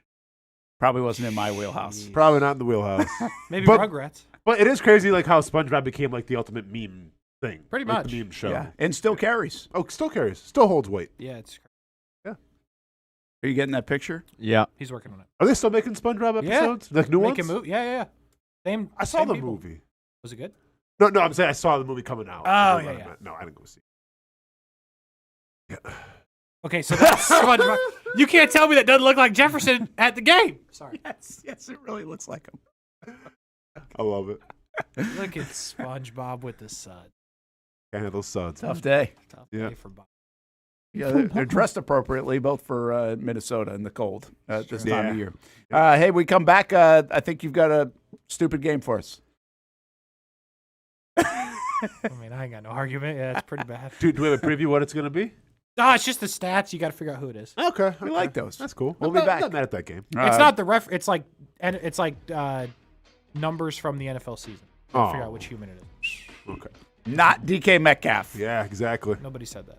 We will DK be could be one of the people on the Brent and Austen show here on a Tuesday. Club 904 coming up at 1. Talent Talk, UNF Ospreys at 2 o'clock until 3 o'clock right here on the Action Sports Jax 24/7 network. If you don't see a pit, it ain't legit. When you hear that, you think Bono's Pit Barbecue, a staple in Northeast Florida now for 75 years. A place that feels like home with friendly service, a meeting place for friends, family, or business occasions. On the menu, the corn nuggets are a favorite in our house, but there's something for everyone. Sandwiches, platters, salads, sides, desserts, and family feasts. You see Bono's all over the place in Northeast Florida. You know, there are almost 20 locations in the Jacksonville area now, so stop on by, sit down, and dine in with Bono's. You can also take it to go. There are drive-thrus in many of the locations, and they have delivery options too. Just download the Bono's app to make things easy. I signed up for the loyalty program, and you can too, to get special offers. If Jacksonville is home, few things feel more Jacksonville than Bono's Pit Barbecue. Celebrate 75 years and many more to come. Bono's Pit Barbecue. If you don't see a pit, it ain't legit.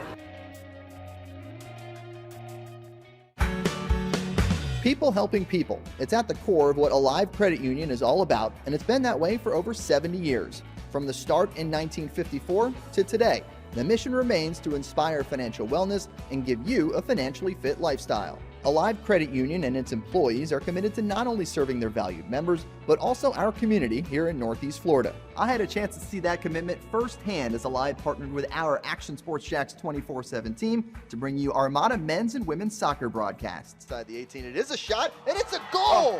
Chloe Chivers! And that connection to the community continues with Alive Credit Union's support of the Police Athletic League of Jacksonville. Alive Credit Union's commitment to our community also involves serving the financial needs of all first responders through the recent merger partnership with City and Police Federal Credit Union. Join the community and become a member of Alive Credit Union today. Find out the many ways you can be inspired in financial wellness at alivecu.coop.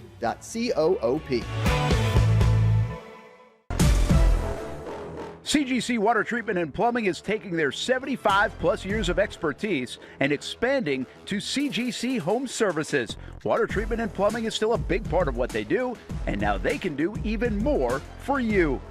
Home services like kitchen and bathroom remodeling, showers, sinks, faucets, toilet repair, backflow testing, and the list keeps going. Find all they can do at cgchomeservices.com or give them a call, 904-298-7052. It's a new look and a new name with the same expertise. They've been serving homes like yours since 1946. CGC Home Services, right here in Jacksonville off St. John's Bluff Road, 904-298-7052. And visit cgchomeservices.com. Florida license number CFC 1432579. In this video, I'm going to show you how to easily access Action News Jax Now using your Roku device. First, launch Roku. Next, use the menu list to scroll down to the search feature. Then, use the remote to enter Action News Jax into the search bar, and then click Action News Jax thumbnail. Once you see this screen, go ahead and select Add App. Wait a few seconds for it to install. Once it finishes installing, press the star button on your remote and click on Move App or Move App to the top. Finally, select the app back on your home screen to open it. Now you can watch all the great content on Action News Jax Now. Live daily breaking news. We have breaking news happening right now in Clay County. First alert weather and traffic. Looks like we have a tornado warning. Let's take a look at that. Action Sports Jacks 24/7. We've got the Brent and Austen Show daily, live sporting events, and long-form interviews you can't see anywhere else. And shows like Law and Crime and much more. And that's how you access Action News Jax Now using your Roku device.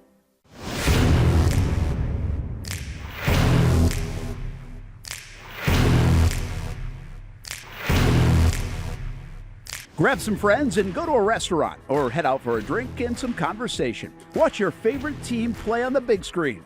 Or how about play some games? You can do all of that in one night at Best Bet. Each location has a different vibe, its own personality, like here at the original Best Bet in Orange Park. When you walk through these doors, everybody knows your name. And here in St. Augustine, it's the newest location. Play some poker. How about the table games? And don't forget about Ace's Sports Bar and Grill. And then there's the Jacksonville location right here on Monument Road. It's the biggest poker room in the state of Florida. Maybe you'll find yourself a seat right here at the final table. Best Bet, where you can have the best of times. And that makes you always go home a winner. Try any of the 3 locations, and you can always visit bestbetjacks.com. Welcome back to the Brent and Austen Show, streaming on the Action Sports Jacks 24/7 network. Gosh dang it. Good try, buddy. What is that? Missed it by that much, huh? That was like a game show battle game or something. It was close. You're gonna laugh when you actually see what it is. Oh, wait. Hold on. It's like those emojis on the table. Golly. Hey, welcome back, everybody. I guess. I mean, You're over here. Oh, there you go. Yeah, that was good. yeah, I got you, man. Over here. Andy, shot clock. We almost ready to go. What are we doing? It's taking forever to edit. It sure is. We're good. We got nowhere to be. You know what I mean? No. UPS is open till 5, so I got. Are plenty we of just time. gonna rest on these stuff to do. 100,000 views, compliments of Bill's Mafia, and call Are it a you day? serious? Or what? Yeah, there you go. Okay, here we go. I thought it was gonna be something good. How does that happen? No offense. I shouldn't have said that probably, but. Nah, you're good. Oh, here, yeah, man. Here you go. You read that now. Secondary numbers aren't good, huh? Not the best. Better when it was in and we couldn't see him. Did I see something actually about the Trevor Lawrence 10-plus yard stuff where he's been very good, most recently, one of the best in the league. But somebody say he didn't have a 40-plus yard, only 2 attempts this year from 40 yards 40 downfield plus? and no completions. I don't know what like a normal metric for that would be. But, I mean, 40's a bomb. Yeah. But no completions. The one long completion, he had a big one to Travis Hunter in the Kansas City game. Yeah. So I felt like that was about 6 yards or something. And that was a throw and catch. Wait, are we talking like a 40-yard where it has to travel 40 yards? Or I can think it it be has like to travel. Oh, okay. But even that one I thought would have traveled that distance to Travis Hunter. And then he had it was another big one. I think it was Myers, but I don't think the air yards were that long. I think it was more down the field and then catch and run. And then he obviously had one with Parker. Parker was like 63 yards, but he broke a tackle in Denver. Yeah. So, I mean, it's just an interesting thing overall, whether it's one or two or how many. The Jags have to get that explosive game going more. It wasn't until late in the season where the longest completion was the Travis Hunter one, which I feel like was like 46 yards. The other one that comes to mind was the one against Houston to set up the game-winning touchdown. But that was even just a throw in over the middle, and Brian did a lot of the rest of it. So I think that will be an area. There's one thing, and I want to ask Liam Coen about this week in one of the settings that we have him. He said something pregame against, I think it was Denver before the game when that game was kind of blown up, did like an NFL Network interview. Might have been with Stacey Dales. And he said, it was like how, I just don't remember if it was the Denver game or not, but I think it was. Might have been Indianapolis. And he said, she had asked about Trevor Lawrence, said, hey, we dialed some things down and we put some projects for next year on the back burner. Yeah. Like he mentioned something like that. Like we got projects on the back burner for next year. Okay. And I just wonder what those are. Like what does that look like? Trevor yesterday indicated he liked to be able to throw from different angles a little bit better. He had 18 passes deflected this season. Is that all on him? Is that a window thing? Like those will be some like where does the offense go?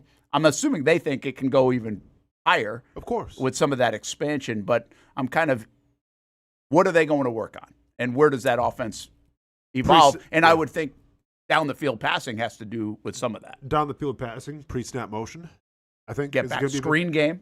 Well, like Brent, that's a legend in these parts. Screen game in Jacksonville in 2026. You kidding me? Come on, man. Yeah. So I mean, I guess this is an offense that averaged 33 points a game down the stretch of the season, but we just hit 3 things that they could probably do better. Absolutely. I mean, this was the first year of Liam Coen's offense. Like it should get better. Like players should get more comfortable with it. Yeah. Like, right, you had to tone it down when Jacoby Myers came in, and you know that's probably the best thing to happen to this team because then you stopped a lot of the pre-snap penalties. So yeah, I just think that it gets more complex. It gives defenses more fits, and obviously I think players get more comfortable with it. Yeah, way better than Joe Brady's offense. Hell yeah. Who you telling? Yeah, wait. You guys probably didn't see this. Were you at the game too? We're a part of it, yeah. Were you home in the 4th? I was at the station. When they're driving at the end of the game, they show the box and like the coach's box, and Romo's like, "Oh, they got to draw something up here," and Brady just wasn't there. I don't know where Pro was, but like they show the coaches and like there's 3 of them there, and where Brady's been sitting the whole game just wasn't there. Oh, they had shown him previously. Yeah. Okay. And he just, I don't know where he was. Went to the bathroom. But you could tell that, well, they're like literally, it's right before the tush push. It's like, it was like the 3rd or 4th down. And Romo's like you can see he starts going into like talking about Brady, and then he's like, just kind of transitions back to what they should do. Like, where did he go? Typical Romo sentence. So- 2-parter. Well, I think probably I'm going to defend Romo here and assume when they put up the Bills coaching box, he thought the offensive coordinator was going to be there to Probably call should be the in biggest there. play of the game. Yeah. So I'll give him that one. But That's fair. I was flabbergasted. All right, take us where you going. Yeah, this is awful, but we'll see how it goes. I like the There's confidence. nobody better than selling anything. Oh, I love the confidence. In case he No, but here's the thing. Like you have the bar super low, so that way you can't be disappointed. Well, I didn't want to do Genius. anything like. we thought your tweet yesterday was really bad until everybody in the Bills Mafia entered Oh, into of it, course, so. man. We're all good. You guys didn't like it before? I know. I mean, it was fine. No, I don't really That was care. fine. Hey, as long as we're getting the numbers, man. Anyway, I didn't feel like we should do anything good today because I figured everyone would still be sad. A little bit. So yeah, that's cool. We'll do some goofiness tomorrow. Got the suds. Got the suds. Nice and done, Brent. Anyway, these are some stats for some dude. All right. Oh, you have this is actual graphics built. Yeah, it's a screenshot from. Well, yeah, I was gonna say he didn't make the graphics. Okay, so this took it that took much forever credit. to find one that doesn't have obviously the colors of the team. So this is a dude that And this is Is regular this the Raiders season? then? Is this white and black? Here?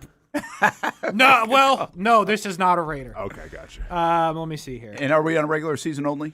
Yes, sir. Okay. And I will So- also give you once I figure out which one it is. 928 yards receiving Okay. and Hammy- 5 receptions. Hammy I have a can't guess. see anything else other than this, so you can also play. Also, so this dude had 88. Yep, I think I'm pretty good. Do we just say it when you we should know it? know. Yeah. Do we say it when we know it, or do we Go, like what are wait? you doing? Time out for a second. You just threw 2 numbers up there. There's Yeah. a million receivers in the league, and you just said you should know? Yeah, I have a pretty good idea. Well, because he's not going to put some just random 2 wide receivers. Like, there's a reason why this is up here. I get it. What's the reason? Because it's Justin Jefferson. Oh! Gosh, that was so overconfident. I know. I thought it was Justin Jefferson for sure. But you should know. I actually thought it was going to be – I was going to guess until you told me 88 catches, Nico Collins. Then I'm going to say it's Quentin Johnston. Man, then maybe I don't know. No, you should. This is a you-specific player. Oh, this is for me? Yeah. Kyle Pitts. Kyle Pitts. Nice year for I Kyle almost Pitts. swore. 88 catches, He was a 928 second-team and 5. All-Pro. Wow, I can't believe he had 900 yards. Good. Glad 928.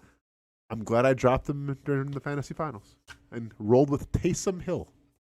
What did Taysom Hill do? Why? Well, because I had to get a defense. I didn't know Taysom Hill still played. Because here's the thing. Abby, Sometimes. So here's my line of thinking real quick. So it was the second to last week. I had George Kittle, who's going to be my starter. Didn't expect him to get hurt. So I'm like, okay, I can drop Kyle Pitts. I'll get a great defense for the next week. Got the Cowboys. That didn't work out for me either. But I got the Cowboys, dropped Kyle Pitts, and then George Kittle got hurt. Then I had to go to Taysom Hill on the waiver wire. And I lost. So there we go. Next. This one is Jags adjacent. He had 70 catches. In theory, this human being could have been in the Jags offense. This ain't Cooper Kupp. No, sir. Well, It is not Cooper Kupp. He could have been in the In Jags theory. offense. Had It's a good year. He had conversations about him oh, potentially being in the Pat Jags. McMillan. This is Ted McMillan. Oh, very good. Very good. Good call. Yeah, that's a good rookie season. Had a nice rookie season. With Bryce Young. Most important. I don't think, by the way, I'll tell you this. I don't think the Jags were ever close to picking Ted McMillan. I said in theory, Brent. Yeah, not even. No, I'm just saying. Just trying to keep the gimmick alive. So, I'm just saying, if you were like, hey, that would have really helped. It's like, well, it Yeah. wasn't even really on the radar. Well, from my understanding. Because once again, intangibly rich, right? Like there was questions whether he liked the game of football or not. Well, seems like it pretty well. Seemed to like doing pretty well. This one, I think Bro has somewhat been called a bust this year. Oh, it's Asher Genty. It is not.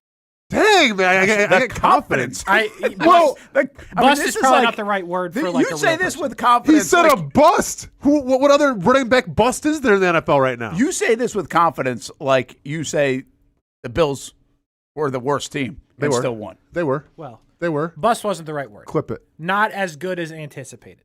Okay. Had the touchdowns, but Okay, not playoff as good as anticipated. Well, then are we going to go like a Saquon Barkley? Good one. That's a good guess. It's not. That's a good one. Derrick Henry. Nah, Not a playoff Henry had team. way more than that. And not a playoff team, yeah. Henry had like 1,600 yards. Oh, playoff team. Missed that. Thanks for joining us. Kyron Williams. Knocking him down. R.J. Harvey. A rookie. That's true. 13 touchdowns. But you're close now. Oh, okay. Are we talking about Christian McCaffrey? There's really only one. I know. Really, It's not Travis Etienne, I think we can all assume. Yeah. It's not a Houston back. Because nobody would That'd be even say it's great a bust. for a Houston I mean, back. do you... H-Han? Are we going... H-Han? H-Han is not in the playoff playoffs. Dolphins? Is this I DeAndre keep Swift? forgetting about the freaking Dolphins. No. Okay. Josh Jacobs. Oh, okay. I mean, I think the thought is there was Who could was have the been better. team? Well, yeah, sure. 13 touchdowns. Pretty damn good. No, touchdowns are good, but Touchdowns are good. How many... what But, was and the he must have receiving missed a yards? couple he did. games, right? Did he miss a couple games? 929 was the. Yeah, he Gotcha. missed 2, I believe. Another back here. Yeah. I'm surprised he had that many receiving yards, honestly. Another back. 975, 5, 340. It's a lot of touchdowns. 10 touchdowns. His name's been mentioned. H-Han? No. What did you say it was a playoff? Y'all got to stop making H-Han trying to be a No. thing. Oh, okay. No, this is this one would be Jags adjacent. Genty. Yeah. Is that a good year? Yeah, I think that's a pretty good year, but you're right. Like, For how it did started, not- it's a good year. But it didn't feel like he owes It it all wasn't to the loud. Texans. It wasn't loud. Lousy defense. Yeah, that's a good point. Yeah, he probably had his best He did. career game against the Texans. Lousy defense. Yeah, like so. Okay, where are you at? Two things on the Genty front. If the Jags were like the Jags didn't need him, they had ETN who delivered. Correct. Better than that, right? So like, there's nothing there. Sure. And then, would you buy now next year? You guys are going to go play fantasy? I'm not. Are you buying into Genty next year? I am. Yeah. I'm in a keeper league, and I'm keeping him. Yeah. No, but I'd love to get in your keeper league. If that's the type of people that be in cap. I mean, to me, it all depends on what the plan's going to be, who the coach is going to be, and stuff like that. But Yeah, I get it. yeah, I mean, I think So the you're a thing with- believer. I am a Genty believer. Yeah, I think he's a good running back. I think he was a good running back who didn't play with a great offensive line and didn't play in a great offense at all. Hey, I wonder how many guests you're going to do numbers. So let me do it. How many 100-yard games do you think he had? Genty? He had 975, as we just found out. So He didn't have that many, not though. many. 2. Yeah, I'm going to say 2 or 3. One. I think I'm you going to might say be. 1 or 2. He had the big game against Houston, which That was more in the 128, past. Okay. and then he had 138 against Chicago. That was it? That was 2? The 3? That was it. Damn. And he also, I guess, his most receiving. He had 60 yards receiving one game. That was the most. So, yeah, he was again good. But I also think like these days you can get 1,000 yards. We know that you can get 1,000 yards and not be super loud with it. Yeah. No, is he going to be Bijan Robinson? I don't know about that. Yeah. You know? No. So who we get? This dude had 58. A.J. Brown. This looks like Parker Washington. It is Parker Washington. Nice. Nice job. Good call, Brent. You do pay attention. Good answer. 847 is good. Yeah. What's crazy is do you feel now Parker Washington, you go into next year like he's a 1,000-yard guy? Like, are you starting to rely on that? Is that a danger zone with this offense? Because we just did that with Brian Thomas Jr. last year. Like, oh, okay, he's going to be a 1,000-yard guy. Chalk him up, one of the best. Yeah. Like, I don't think we're saying one of the best in the league for Parker. I think we understand it. But he had 847, and he really just came on in the last, I would say the last couple months. I don't even remember what he did in the first 5 or 6 weeks of the season. No, for sure. But, like, do I see him getting 1,000? I'm not going to guarantee it just because that's not how this offense is designed. Like, we can sit here and say right now we can make an argument for I think Jacoby Myers will be the leading receiver. I think Brian Thomas Jr. might be the leading receiver. Like, there's 3 possible options for that. Yeah. For that question. Yeah, that's fair. Passing yards, 3,224. Cam Ward. 6 interceptions. Oh, never mind. Now, Cam didn't have a lot of touchdowns. He also didn't have a lot of interceptions. Are you going to tell me that that the guy that played like ass last night is better than I think in C.J. Stroud? No, it ain't Stroud. Okay. But, I mean, I don't think most were told about it. Yeah, that's not going to be a sexy year, but 25 Baker. touchdowns is good. Not Baker. Way more interceptions. Bryce Young. How many interceptions was it again, Casey? 6. 6 interceptions, 25 and 6. In the regular season. Yeah. Knicks. This is Bryce Young. Oh, no, not Bryce. Not. It is a playoff quarterback. Yeah. Herbert. Dude, I hate this. Why do you hate this game? I suck. Come on, man. He's a little over right now. It's Jalen Hurts. Put it back up there again. How many rush? Probably a lot of Hamby, you seeing this? Which one? Are you a fan? Do you have Hurts higher or he? He loves Hurts. No. Okay. I mean, infatuated. Be careful how you say love and infatuated with somebody. But when we started the preseason, spectacular that we had, me and Hamby went back and forth in terms of top 10 quarterbacks. And I think Hurts, I said, was number 6 or 7. Oh, I remember this. And I had him at 16. And Cousins was number 4. That was the year before, jackass. Yeah, and then Hamby had him at. Would you have Hurts at 16? 16. Yeah. By the way, I did that game. He feels like more of a 16, doesn't he? I did the game again yesterday, just to put all my quarterbacks together. We should probably do that again now that we've had another season. There's more out there than sports. Go outside, talk to people. Yeah, I did yesterday. Stop trying to make Kirk Cousins a Bro's thing, making QB list the day after the season ends. Bro, do something Hamby's else. be like, well, if Kirk Cousins was here, plenty of things you want to yesterday. play for the Raiders, and then Brock Bowers would have did this. Whatever, This man. from the guy who just sits in parking lots and outside hotels. Ooh, there we go, Casey. Making money. Working. Casey to serve. Okay. Literally my job. Casey with the rebuttal. Working. Not for fun. All right, how many more we got? We got to get out of here. 2 more. 2 more. All right, 8:51, 5, and 1 rushing yard. Yeah, dog. Thanks for throwing that in there. 76 catches. I thought it might help. 76 catches. Most would say bad year from this guy. The rushing yard helps. McLaurin. DJ Moore? McLaurin didn't play. No, that's way too much for DJ Moore. It's not. Yeah, that's way Ladd. too much. 800 yards for Ladd? You kidding me? Well, he had it for the first 5 weeks, probably. You kidding me? It's not Ladd, but it is a white guy. That should narrow it down. As a receiver? It's not Cooper Kupp. Bowers. They said it was. Oh. So no Bowers. Well, Bowers is a tight end. So that might be Bowers. So that could, it's not Bowers. Okay. What I said. Kelsey. Oh, is this Travis Kelce? Hamby. Last one. Most would say bad year. Who? I mean, but he had a bet. Just the overall synopsis. Overall, Okay. they're not happy with him. Might have played his last game. A.J. Brown. 78 catches for.